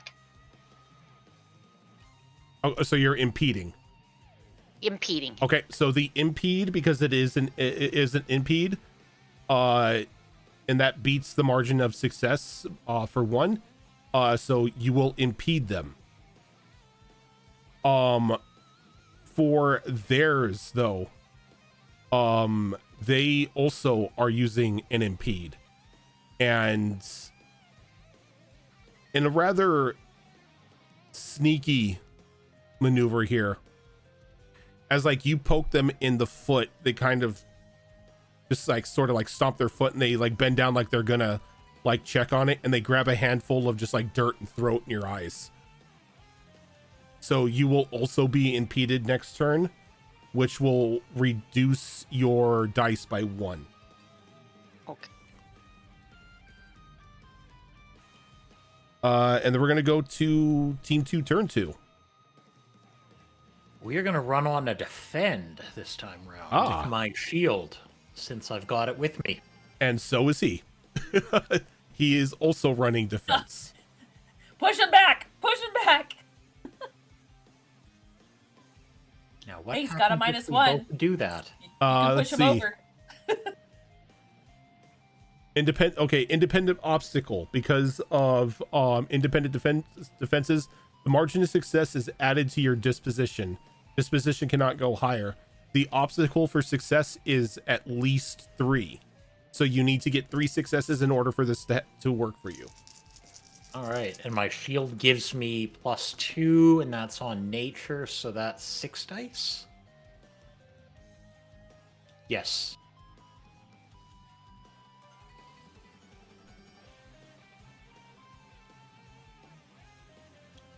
That's 4 successes. 4 successes. Okay. That means if you have lost any disposition, your disposition would go up, but you are at maximum disposition at this time. I'm not gonna complain. What's that? I'm not gonna complain. And then he got 5 successes, so his disposition will jump back up to maximum.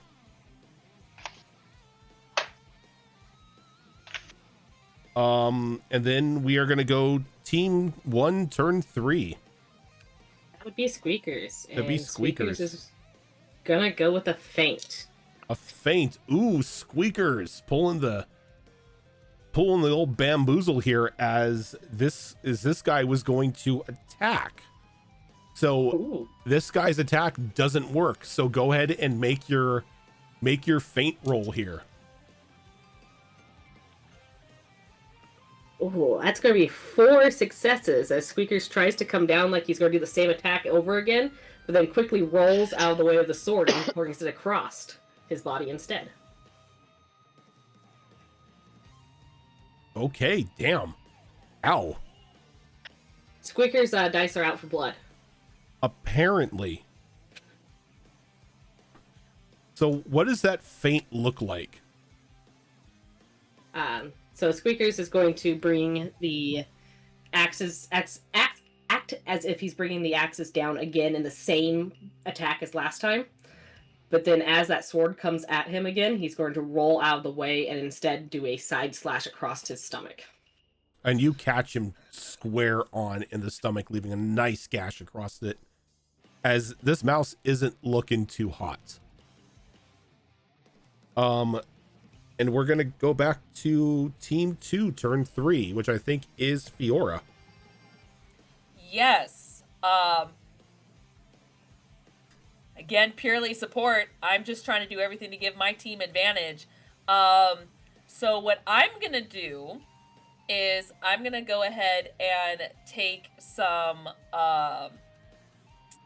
like cinnamon out of my pouch, and I'm just gonna right in the mouse's face so I can make it hurt. You're hitting him with the same maneuver that Ravenfolk hit Zale with. The cinnamon right to the face. Forgot about that. Yep. I'm going to try to hinder it once again with with another maneuver. And he's going for an attack. So this is going to be an opposed roll. Okay. And that's just nature. Yes. And he still has the -1. Okay. Yep. Oh, sorry, buddy. I'm sorry. Ooh. I'm consistent. 4. 4. He got 4 as well. 4 4s. Oh, okay. So pretty much it looks like he's coming in like hot with that flail, but then he sees you just like palming something to like just toss the cinnamon up in his eyes. So he quickly like just shrinks, just like slams the weapon down and brings up the shield for it to catch, as like the tie isn't gonna show any sort of change in disposition here. Okay. All right. Okay, and yeah, that is going to do it for that turn. So we're going to once again rotate. So everybody go ahead and choose your actions here.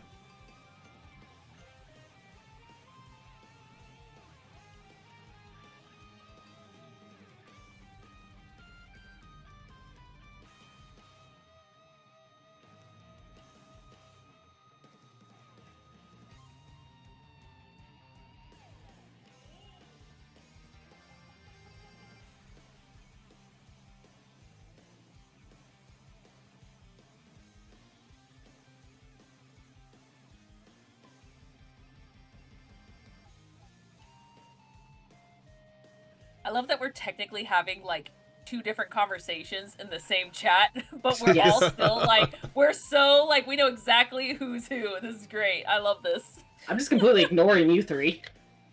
Oh, wow. Okay. I mean, That's I what you understand get. why, but Jesus.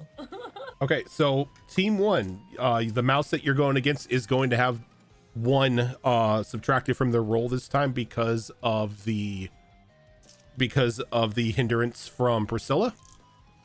So team 1, turn 1, I believe, is Robin. Yep. Robin, what are you doing? Robin, following up on that great move by Squeakers, is going to press the attack. Okay, and this guy is going for a feint. So in this time around, you are open completely and you won't make an attack here. I was not expecting a feint.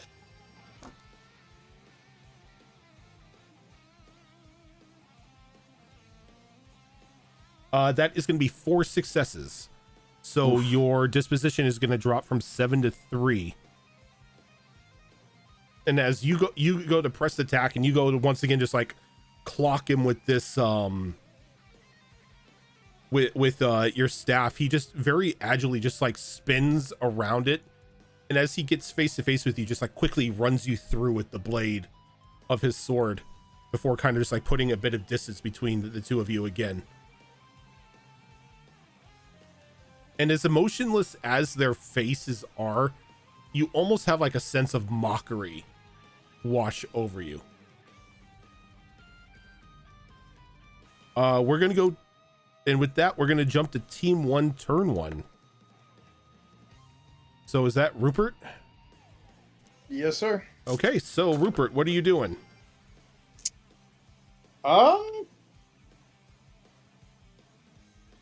You know what?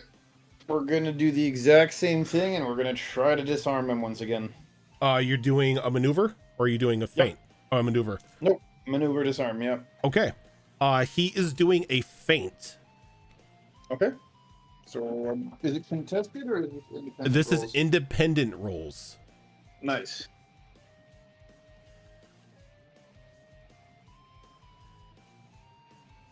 So let me check here for one moment.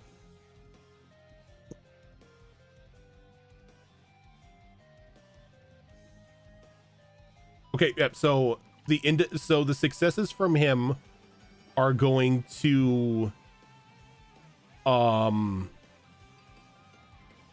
subtract directly from your disposition, and you are going to make a maneuver roll on your own. Okay.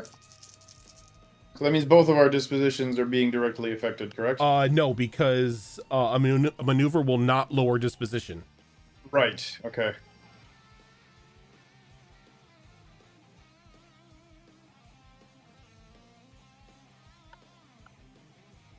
So how many successes did you get from your maneuver roll? That was a 4. A 4. All right.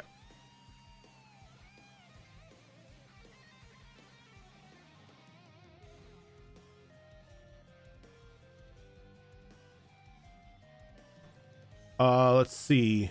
Attack, defend, maneuver.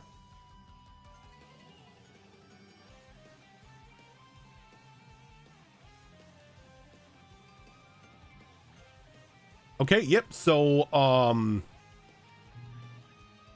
you got 4. Margin of success is a 3 for a disarm. So that will succeed. Nice. I have to ask you, are you disarming their shield or are you disarming their sword? I think their sword here. Or not their sword, their flail. They have a Flail, sorry, yeah, the flail, not the sword. I'm silly, but yeah. Okay. And with the feint, he's still gonna clock you with that. So that is going to take your disposition down 3, knocking you from a 7 to a 4. But yeah, he comes in hard with like just a natural like speed. It comes in and just nails you like across the back with his flail, sending you spinning. But as you do, you quickly just grab like one of like the needles from your pack and you sort of like jam it into the palm of his hand, and it just his hand instinctively opens up and releases the weapon. So he's going to be missing the flail from this contest now. Nice. And we're going to go back to team 2, turn 2,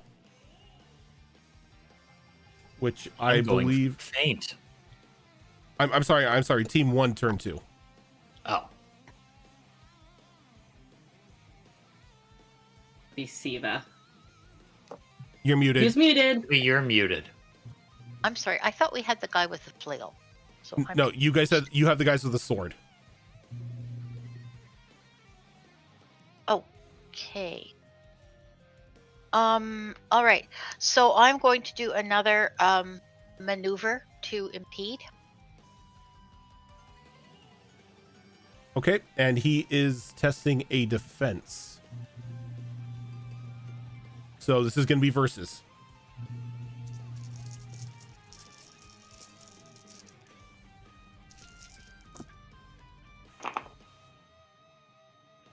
Oh, that's not so good. Only 2 successes. And I got 2 successes as well. Oh. And a whole bunch of 1s. Well, I got a bunch of 2s. So because of the maneuver and the defend tying, nothing happens. Nothing bad, nothing good. Okay. And then we're gonna go to team 2, turn 2. And Raven, I believe you said you are doing a feint. I'm going for a feint. And so is he. So this is gonna be a feint off. Oh my. But he does not gain the bonus from his weapon because he doesn't have it in his hand anymore. Yes, let's go. Oh my. Raven, Nice. please. I love you. Got 3 successes. The dice are running hot. That's 5 successes. There you go. So that is going to lower his disposition by 2. So how are you fainting here? I'm holding my sword looking like I'm going to attack, and the moment he goes for the lunge, I am basically going to just roll sideways and go right under his arm. Oh, perfect. and you catch him off guard, and that blade goes right up underneath, right into the armpit as you just stab into him. He tried to do some like sneaky, like little spin shield punch. Didn't really work out for him. This is going to take us to team 2, turn 3, or team 1, turn 3. I'm sorry. That would be Squeakers. Squeakers is going for another feint. And so is he. Alrighty. So because he was hit with a successful maneuver last turn, he is rolling with 1 dice less. So we're going to have a feint off here. Alright.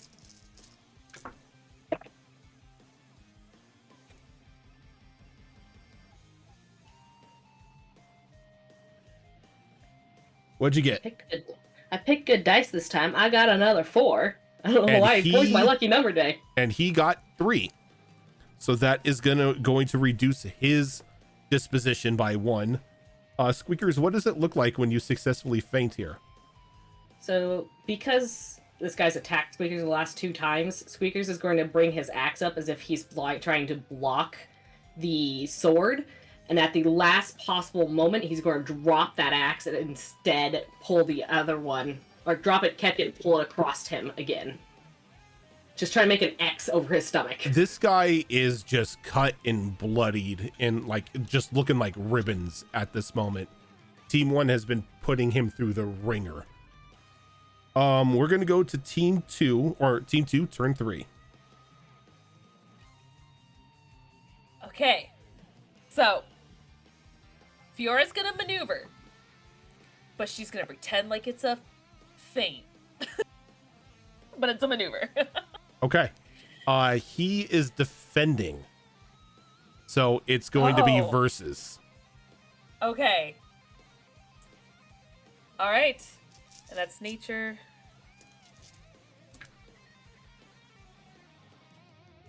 Ooh.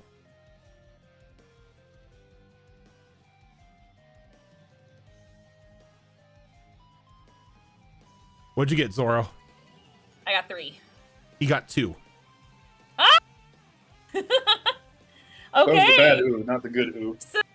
So she's gonna take her, what is essentially her glaive, and she's going to kind of stab it into the ground, almost looking like she's going to kind of come up and stab him.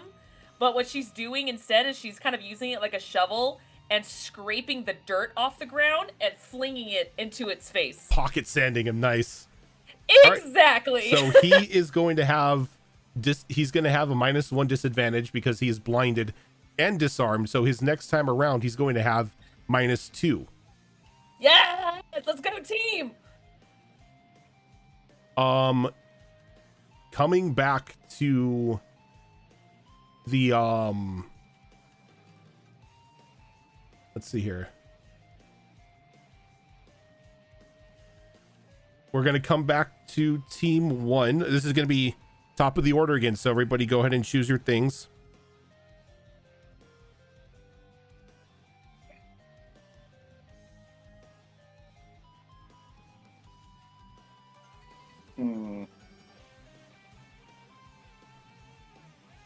Quick question. Uh-huh. Is maneuver also what I would use if I wanted to say, like, heal a teammate? There is no healing a teammate in here. Maneuvers are only meant to give you advantage over your opponent. Because technically nobody here is taking damage per se. Nobody has hit points. Yeah. Like the results of the fight after it has ended all depends on what your remaining disposition is afterwards. Okay, just wanted to check. Thank you.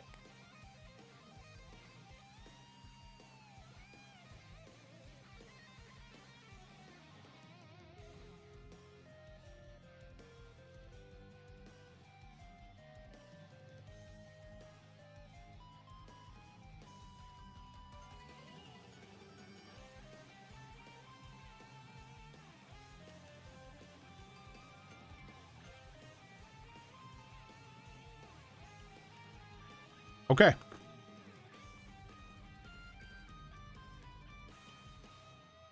So we are going to go ahead and kick things off with Team 1, Turn 1. So Robin. Robin is going to defend this turn. Robin is going to defend. Your opponent is fainting. So that means you are... that means you do not roll.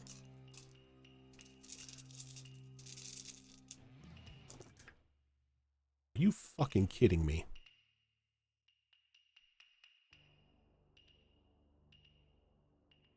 Out of all those dice, he got 0 successes. Oh. Oh my I mean, gosh. that works for us. I don't know how. He just does.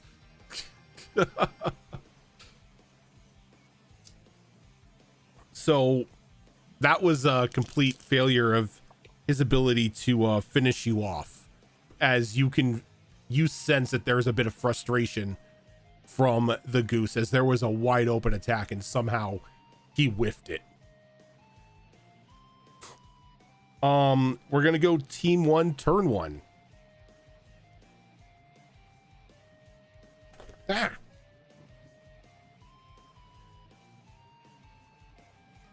So who is that? Turn 1. Me, for second one, yeah? Yeah. Yeah, me. All right. So what are you doing? We are gonna switch it up. We're gonna attack this time. All right. And he is fainting again. Which means we cancel the So feint. no, you cancel your attack. No. Fainting bypasses defense, attack bypasses feint. Oh, see, I've been doing that wrong. I've been giving you did it right. I've been giving No, you you did it guys right. the I think you made the mistake once early, but after that you fixed it. You've been doing it right. Yep. You've been bypassing defenses using feint properly. That's why he No. was able to feint against my defense on my turn. No, but what I'm saying is I've been doing the attack wrong. And when people have fainted again, have used feints against him when he attacks. Oh, okay, no, you're right. Yeah, you've been the doing fainting fine. player should have not been able to attack him, and he should have attacked the fainting player. Correct. So how I've it's I've supposed to go. mixed it up. But yeah, so if you are going to attack, you make this on your own. Yep. As they cannot attack. Okay. And that goes off a fighter again, I'm assuming? Attack goes off a fighter. Yeah, okay. So just the old the old 2 dice, yeah. Okay, Yep. 2. 2 successes. Okay. Team 2, Turn 2. Okay, that's Priscilla, and I am going to do another maneuver. Oh wait, was it team 2 or team 1? Team 1, Turn 2. Oh, okay, okay. Okay, so I will say, because I just read this, you cannot use another you can't use another impede maneuver this time around. You can't keep stacking the impede maneuvers over and over and over. Oh, okay.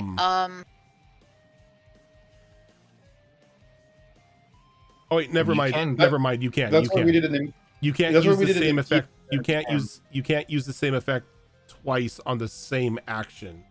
But you can use an effect again if you played another successful maneuver on a subsequent action. correct. Gotcha. Okay, this is something different again that I haven't done before. Yeah, well, no, it's fine. You can do what you've been doing. Okay, so another maneuver. You're doing another maneuver, and he's doing a maneuver this time around. So we Okay. are going to test against our maneuvers against one another. Okay.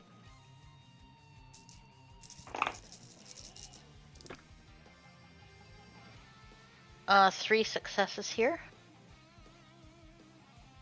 And he's going to get 4 successes. Okay. And he's going for a gain position. And what that means is he's going to get +2 dice on a +2 die advantage on his next action. It'll be the next action against you. Give me a sec. I gotta let my other cat out. Oh,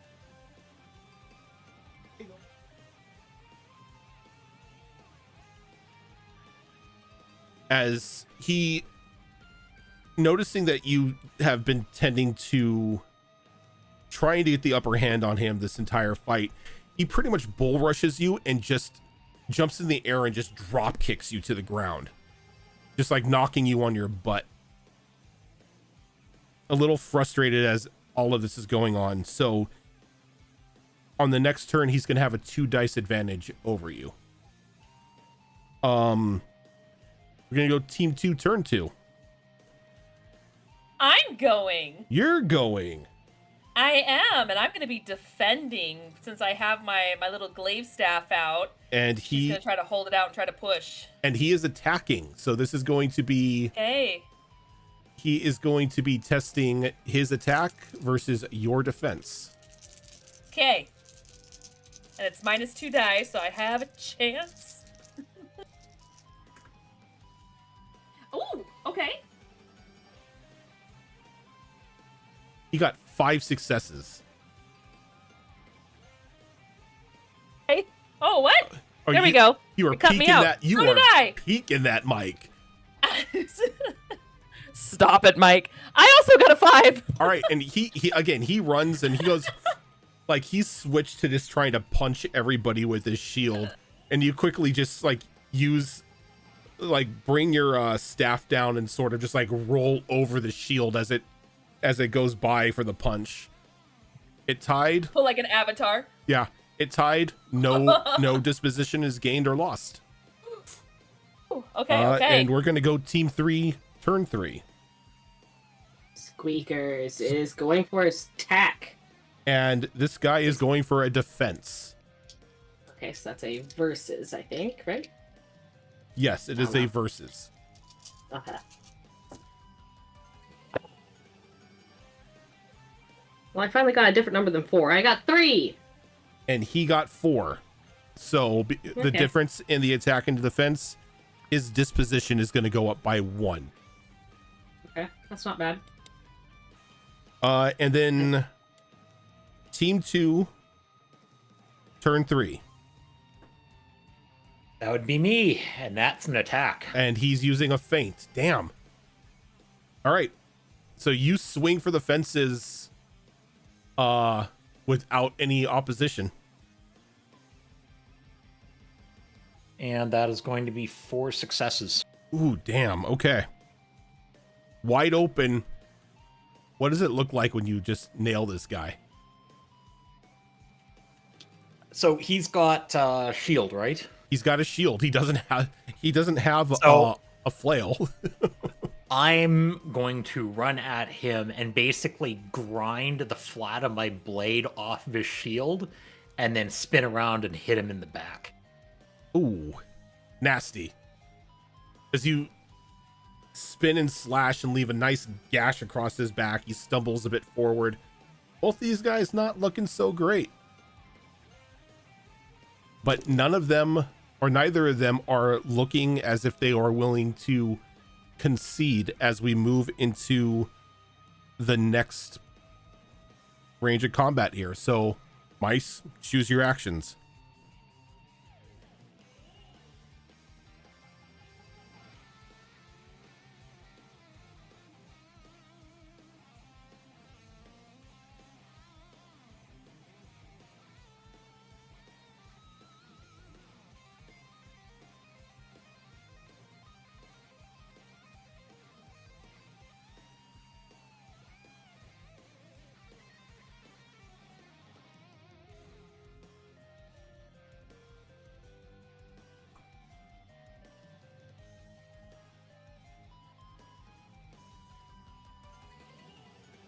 All right, Robin, you're up.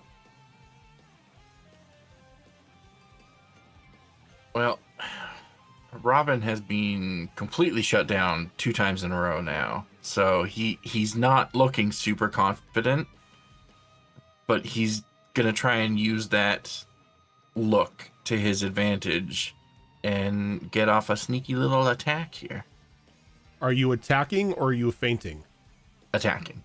All right, and he is attacking as well. So both of you are going to be making independent rolls here.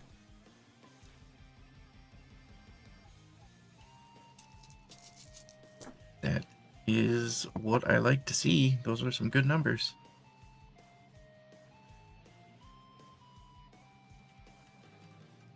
All right, what'd you get?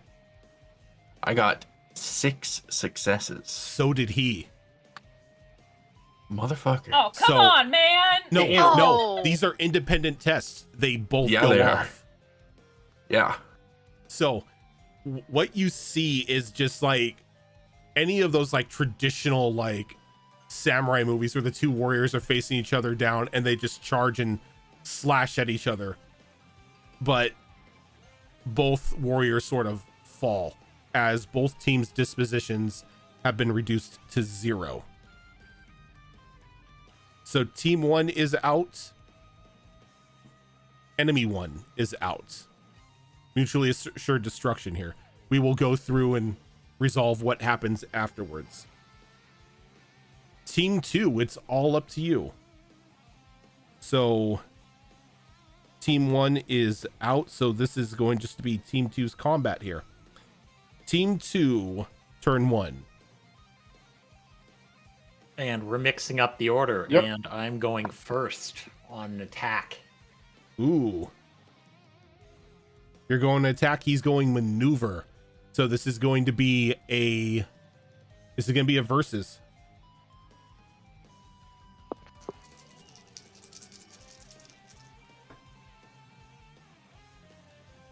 Hot damn.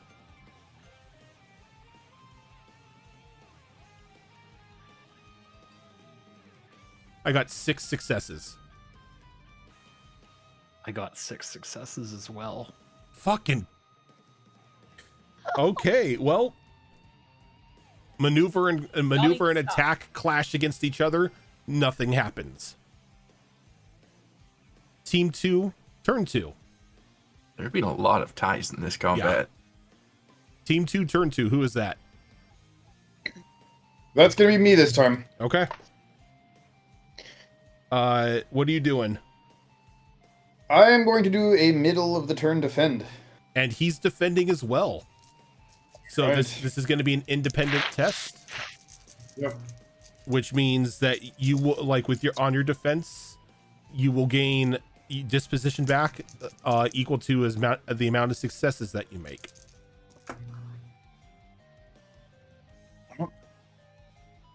He only got 3 successes, so that's going to knock his disposition up just a little bit. Would you believe me if I told you I got all 7 successes? Very nice. So that will take The you dice were that will good. take you back up to your maximum of 7 disposition. Team 2, turn 3. Yeah, I'm gonna try to maneuver. And he is attacking. As- So Oh, this is man. going to be a versus, Oh no. but Okay. he's down a die because he doesn't have his weapon. That's true.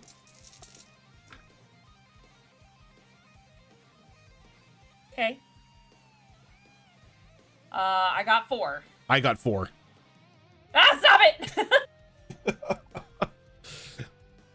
Once again, a clash. It's going to reset. Team 2, choose your things. I'm going to choose my thing.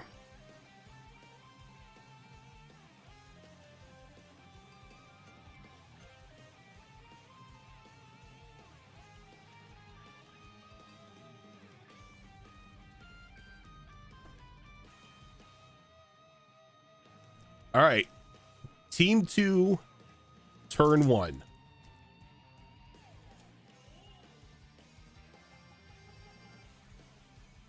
Okay, I am gonna go first, and that is on a feint. Oh, he made an attack. So that means that he gets to make an attack against you.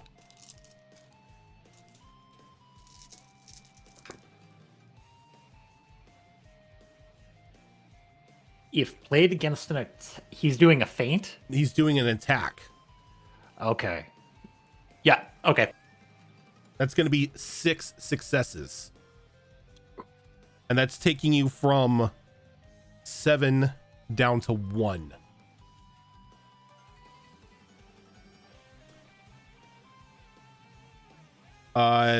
Team 2, turn 2. Who is that? That's Rupert. Rupert. What are you doing here?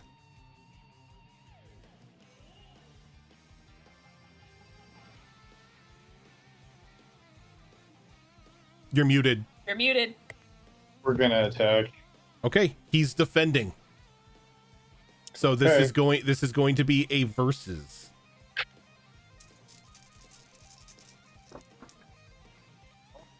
That's just 1 out of 2. He got 2 successes, so that's going to knock his disposition up by 1. Okay. And then team 2, turn 3. You know what? Is the wall made out of rock or dirt? Dirt. It's a natural form burrow. Okay. Well, there could have been rocks on the side, so just asking. Okay, so what she's gonna do is she's gonna maneuver. Okay, he's attacking. Oh boy. It's just nature. It's all I got. Ah! Okay. What'd you get? I swear to God, I got 5. You got 5? Yes. He got 5 as well. Stop! He got these 5. Well, Let me do stuff. these 5. 3 6s and 2 4s. That's gonna take us back up to the next round. You guys got it. This is your round. I believe in you. You can save Christmas. I know you can. So, team 1, You guys are turn just 1. watching us? Come No, on, guys. no, we're on the ground unconscious. It's fine. Oh, okay. Don't worry about us bleeding out over here. Team 1, turn 1. Who's that? That would be me, and I'm going to run a defend. A defend. He's rolling an attack.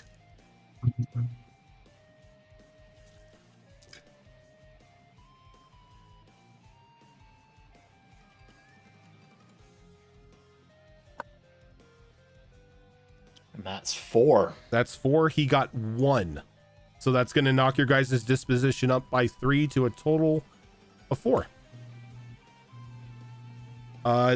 Team 2, turn 2.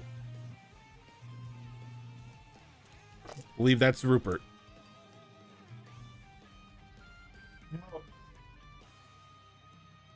What are you doing?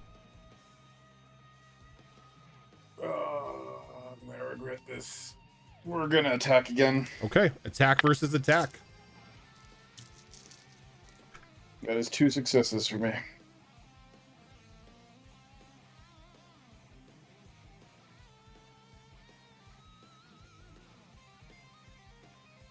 Ooh. All right, that's going to be another 4 successes from him. So it's going to knock you down by 2 disposition. And then we're going to go with team 2, turn 3. I'm a one-trick pony. Do a maneuver. I'm trying to impede this asshole. And he's attacking. Yeah, let's switch up. I'd do something else if I didn't have. Well, I could defend, but I can't attack for shit. Okay. I'm staying high. That's at least good. See how long it lasts. What'd you get? Another 4. He got 3. Ah. So okay. So how- what I want to try to do, So you if have you'll allow this, 3 options here. You have Okay. impede, gain position, or disarm. Those are the three options you have as a maneuver in combat. Okay. I want to disarm, Okay. as I am going to kind of take out more of that oil and just sprinkle it on his arm with the shield on it, so it becomes Slippery. very wet, so he can't hold it. Yeah. Okay. So with that, he is disarmed from his shield as well, leaving him completely unprotected in terms of a defensive item and a weapon. But he doesn't look like he gives up, as he just stands there and he brings his fists up, just ready to just throw hands.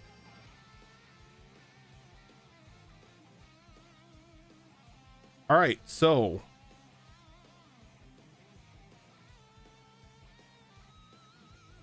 let's go ahead and go team 1, turn 1.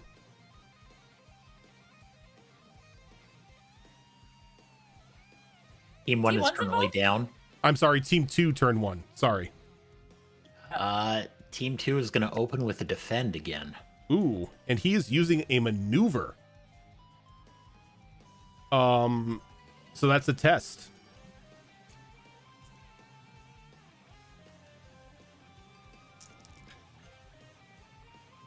Another 4 successes over here.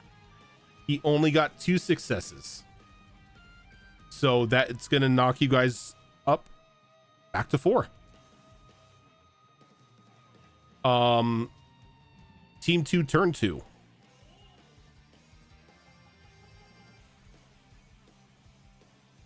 I'll play it safe and just That is stay Rupert. turn 3 for now. Yeah. All right. Fuck it. This time I'm gonna faint. You're going to faint. Ooh, okay. Make your roll. That He is a was true going to try to success. defend. 2 successes. 2 successes. That's going to knock his disposition down by 2. Yep. And we're going to go to turn 3 here, which is going to be Fiora. Okay, I'm gonna maneuver, but I have a weird thing I want to try to do and see if you'll allow me to do it. So, yes. Okay, remember, you are still limited to those 3. Damn. Okay. Yeah. I mean, you could add flavor text to it, but those are the 3 maneuvers that you can do in combat. Okay. Yeah, I'm gonna go ahead and try to hinder then, so I can To impede? give my team. All right. Yep, impede. Thank you. He Sorry. is going to do a feint. So these are going to be independent rolls. Okay. So as an independent roll, to impede, you need at least 1 success. Oh, okay. Nice though.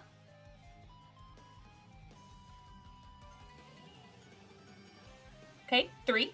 3. Okay, so with the 3, you successfully will impede him next turn, so that he will have Okay. minus 1 dice. Okay. Though Okay. with his feint, he got 3 successes, so that's going to reduce your disposition down to 1 again. So what do you do to impede him? Well, again, I don't know if I could do this for the impeding. Maybe.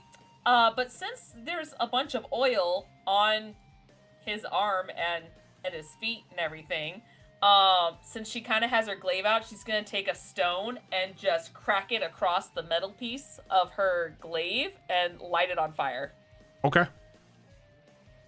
So what I'll say is it quickly lights on fire and he like pats it out, but it's still going to, because it's not going to do any damage because it is a Right. maneuver, but it's going to Yeah. impede him for the next turn.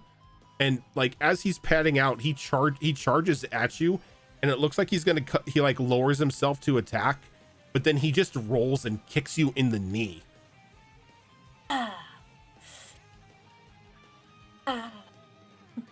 And we're gonna go back up to turn. We're gonna go back top of the chart here. Tank Mouse is going to keep us rolling with another defend. Another defend. He's making an attack, and because he's making an attack, he is also down another die because of the impede.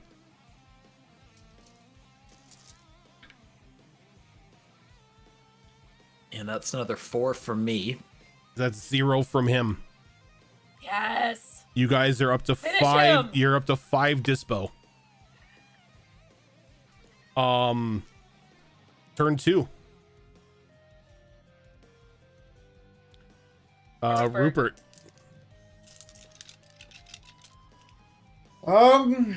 Yeah, we're gonna do another. You know what? Fuck it. We're gonna mess around. We're gonna do another defend. Another defend, and he is doing a maneuver. Nice.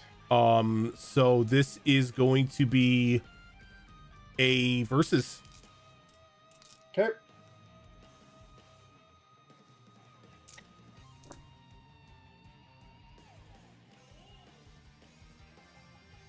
Not my best. That was only 4. He got 3. That takes you guys up to Close. 6. And then down to Fiora.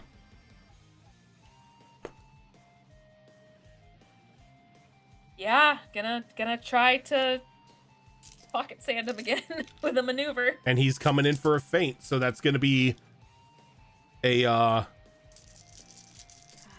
that's gonna be another independent roll here.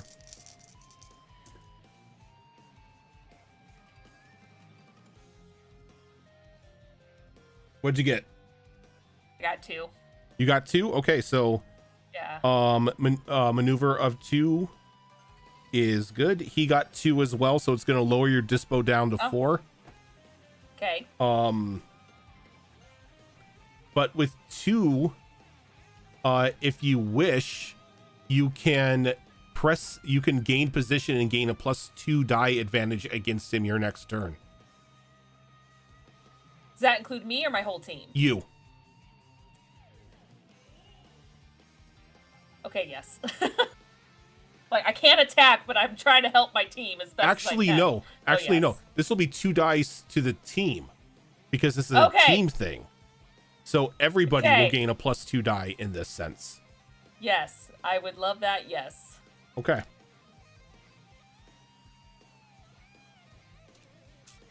All right. So we go back up to the top of the order here.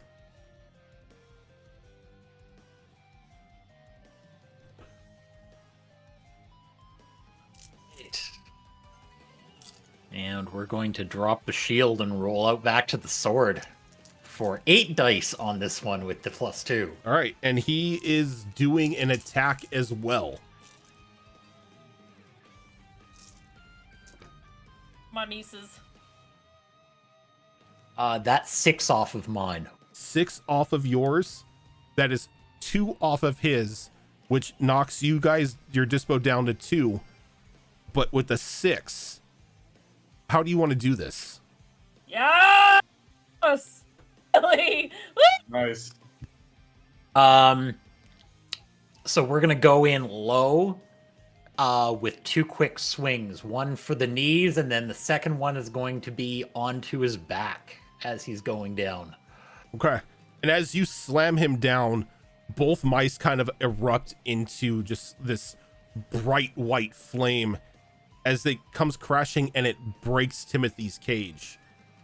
And you see this little mouse sort of like tuck and roll and land in front of you guys, staff in hand, just angry on his face. As he like looks over at the ground, he sees the dropped journal that is has fallen from Robin's pouch, and he picks it up and he begins to chant as he like holds the staff out towards the goose. And as he does, you can see that the snowflake that was above that fire begins to reform and solidify as he just like shoots a beam from his staff through the I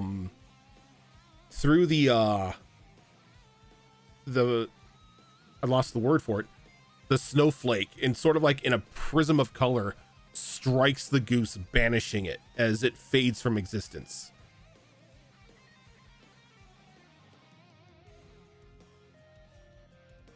Immediately go over to my other team Now- and check them out because I'm like, oh no. As this ends,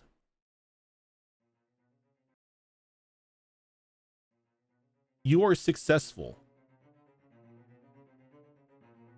but not without a cost. Team 1, you were defeated. Technically, it was a tie, but you were defeated.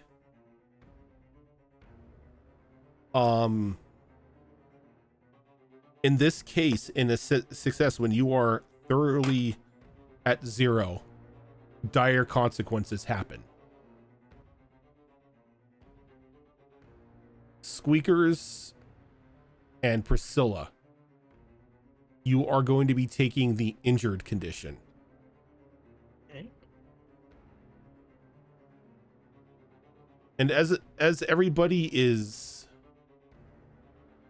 sort of gaining their breath, Robin, what is going through your mind as you're sort of semi-crumpled on the ground, grievously bleeding? Do I see that the day was won in our favor? Do I have enough in me to register that? You're fading in and out of consciousness at the moment, but you do see that the tide of battle has turned in favor for your allies.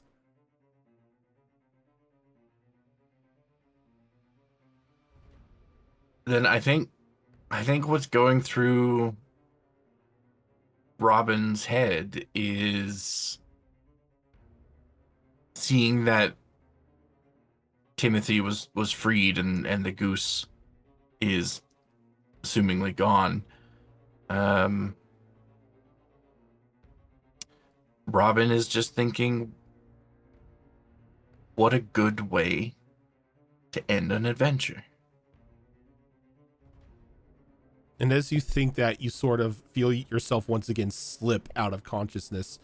And the last thing that you hear is Timothy call your name.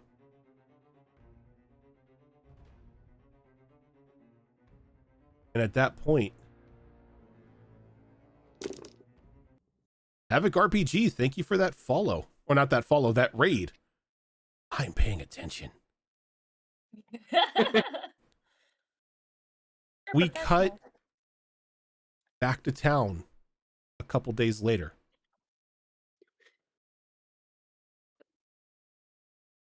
It's been rough for the lot of you. You're holed up in the guard quarters.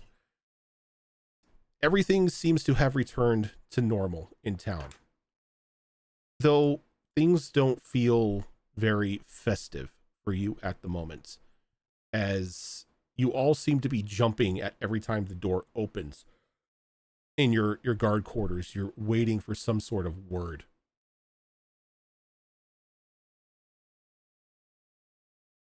And then a very coffee-fueled hyperactive mouse comes barging into the guild center that you're in and says, "He's up." And we cut to Robin, who slowly opens his eyes on a very bright winter's day. Sun beaming down from a window, a couple birds chirping in the air. You hurt, but you've almost missed this type of hurt. The pain of battle, the pain of adventure. Something that the long hours behind a desk has made you dull from. And as you wake up, a single solitary dormouse with a very wide-brimmed, pointy hat sort of sitting on a chair next to you, half asleep, leaning on like a makeshift staff for support, that journal wide open in his lap as he's just very quietly snoring away. The rest of you come barging in to the guild sickbay, where Robin has been recovering since your battle out in the burrows a couple days previous. You don't know how it happened, but you witnessed young Timothy somehow channel some sort of very vibrant green, what you can only describe as magic, and began to close any of Robin's wounds. It's almost as if the whole ordeal with the goose and the spell that he attempted to try beforehand has awakened some sort of primal magic inside of him. Though it took a lot out of him, and you ended up having to carry both Robin and Timothy back to town. But as you come barging in, you see your captain, looking a little worse for wear, but he'll recover.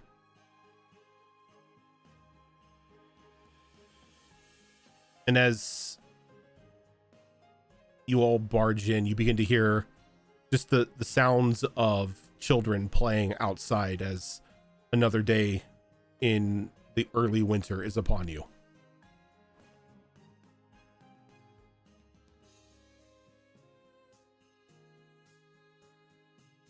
Oh, thank goodness. We made it just in time, old friend. How are you feeling?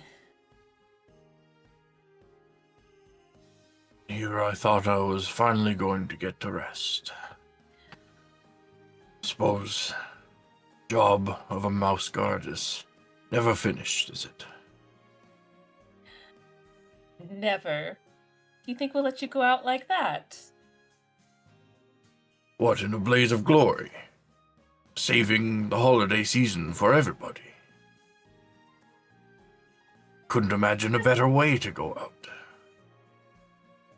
You always had the flair for the dramatics. I'm personally a warm in my own bed sort of comforts, but I can see how that could look pretty Well, good. I suppose this just means that somewhere out there is an even better way to go out. And I'll just have to keep adventuring until I find it. You're gonna keep adventuring? Truly? Well, after all that, you can't expect me to go back behind the desk, can you? Well, you didn't like it to begin with. No, I hated it. I'm glad to hear it, old friend. And how's everybody doing? Everybody all right? I mean, Priscilla and Squeakers had a bad bout. Nothing as bad as you, but their wounds are healing, which is good. Good. Would you like to see everyone else? I very much would.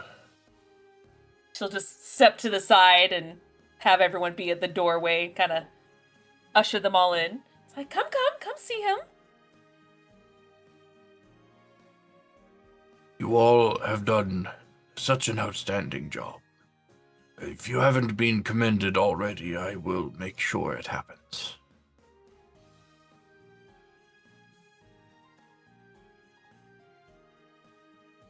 Tell me, Timothy there, he hasn't been there the whole time, has he? He has not away. left since you guys brought him, Robin, into the sickbay. We've had to bring him food. Oh, that boy. Far too much coffee.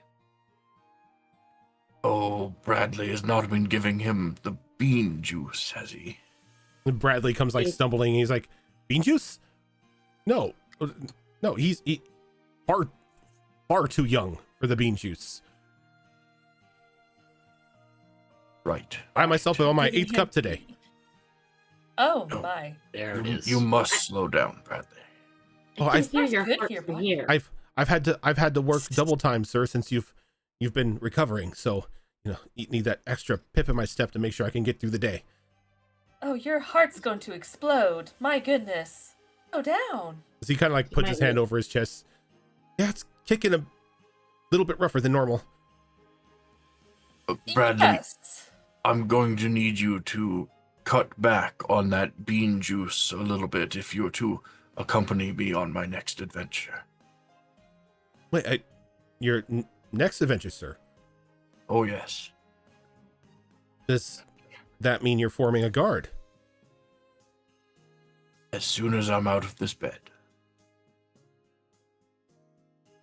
And he just like quickly nods, like, yes, I kick back the bean juice. 1, maybe 2 cups a day. That'll do. Better.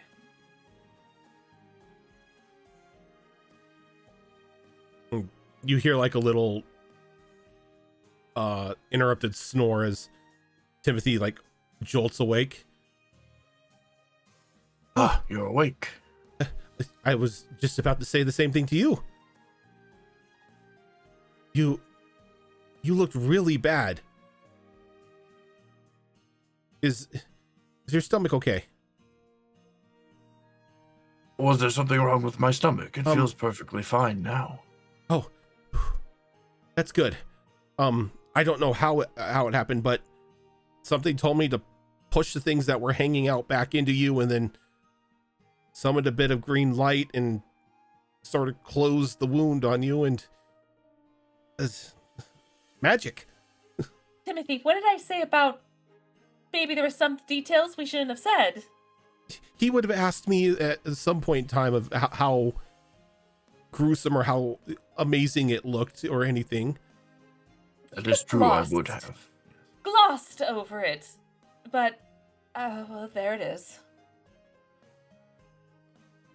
Well, Timothy, my boy, you have broken so many rules. Many that I'm sure I didn't even know existed. You have done things that no mouse has ever, or as far as we were concerned, should ever do. And I think we have a lot to discuss, you and I, because I believe you have a very long career ahead of you as probably the head of the mages of the Mouse Guard. As he just gets a very broad smile on his face, you see his eyes sort of like welling up with tears.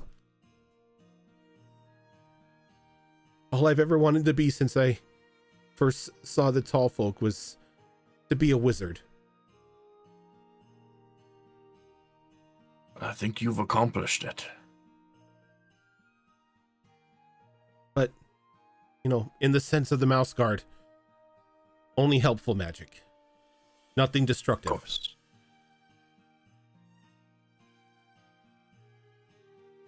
You have already proven that you can save lives. I have no doubt that you'll save many more.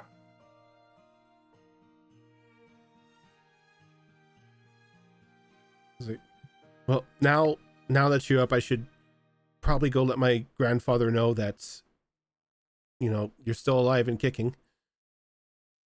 Yes, please do. And for the sake of my health, please do not try to multiply the cheer of the season tenfold anymore this year. As he nods, he's like, I learned a valuable lesson that cheer cannot artificially be increased. Very good. And he goes, I'll leave you guys to catch up and do whatever you mouse guards do after a successful mission. I'm going to go get some cookies. Did you say cookies? I could go for some cookies. He kind of is like, should I bring back cookies? Please do. You know what? Yes, please. Extra because cookies. He's I like, think I'm gonna make some cocoa. he's like, wait a second. He reaches into like his robe and he pulls out a little stick. And you see like he waves it around and like points it at like Okay. at the foot of Robin's bed as like a fresh plate of chocolate chip cookies appears. There's that No. moment when we all tense of what's going to happen.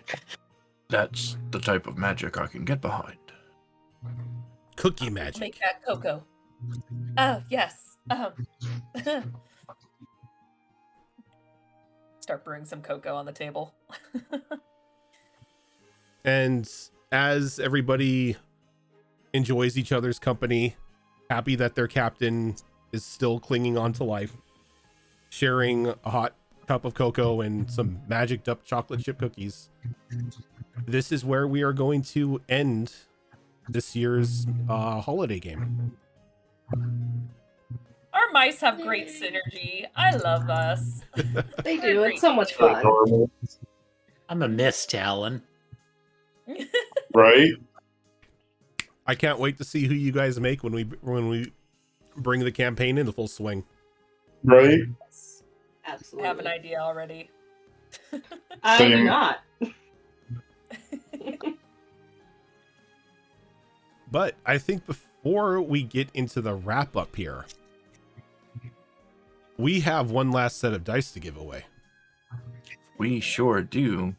It'll be open for just a few more moments here while I get oriented and get ready to close it up. So if you haven't entered the giveaway yet and you would like to, all you have to do is type !Dicember into Twitch chat. But you only have a few more seconds.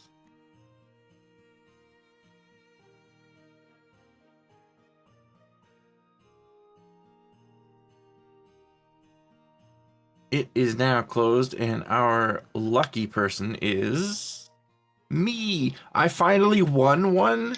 Yay! Oh, right. I've I'm been not are trying you here? all Rigged. December. Of course, yeah, the one time I don't have one of you guys do the raffle pull is when my name comes up. Rigged. So sue me. I won. Nah, we yeah. trust You're you. very pretty. We trust You're you. pretty. What did you win, though? Yeah, what did you win? That's true. That's true. I never answered. I won some dice. Hey. Um, There you go. we do have more giveaways to come though, because we do still have one more game left this month, Two. and two more technically, but one more of December. And I believe we're going to be giving away 3 more sets during that game.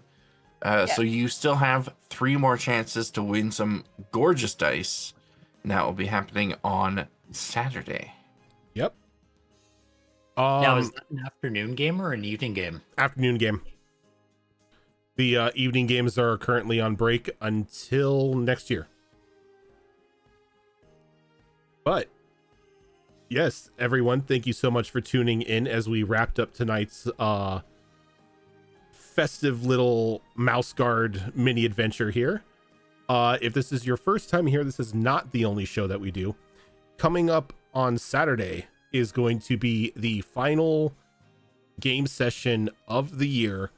We'll be back on Saturday, January 3rd, but we are going to be closing this year out with another episode of Withered Wastes. Actually, no, it's not the final one because Sunday would be the final one. So second to last. Yes.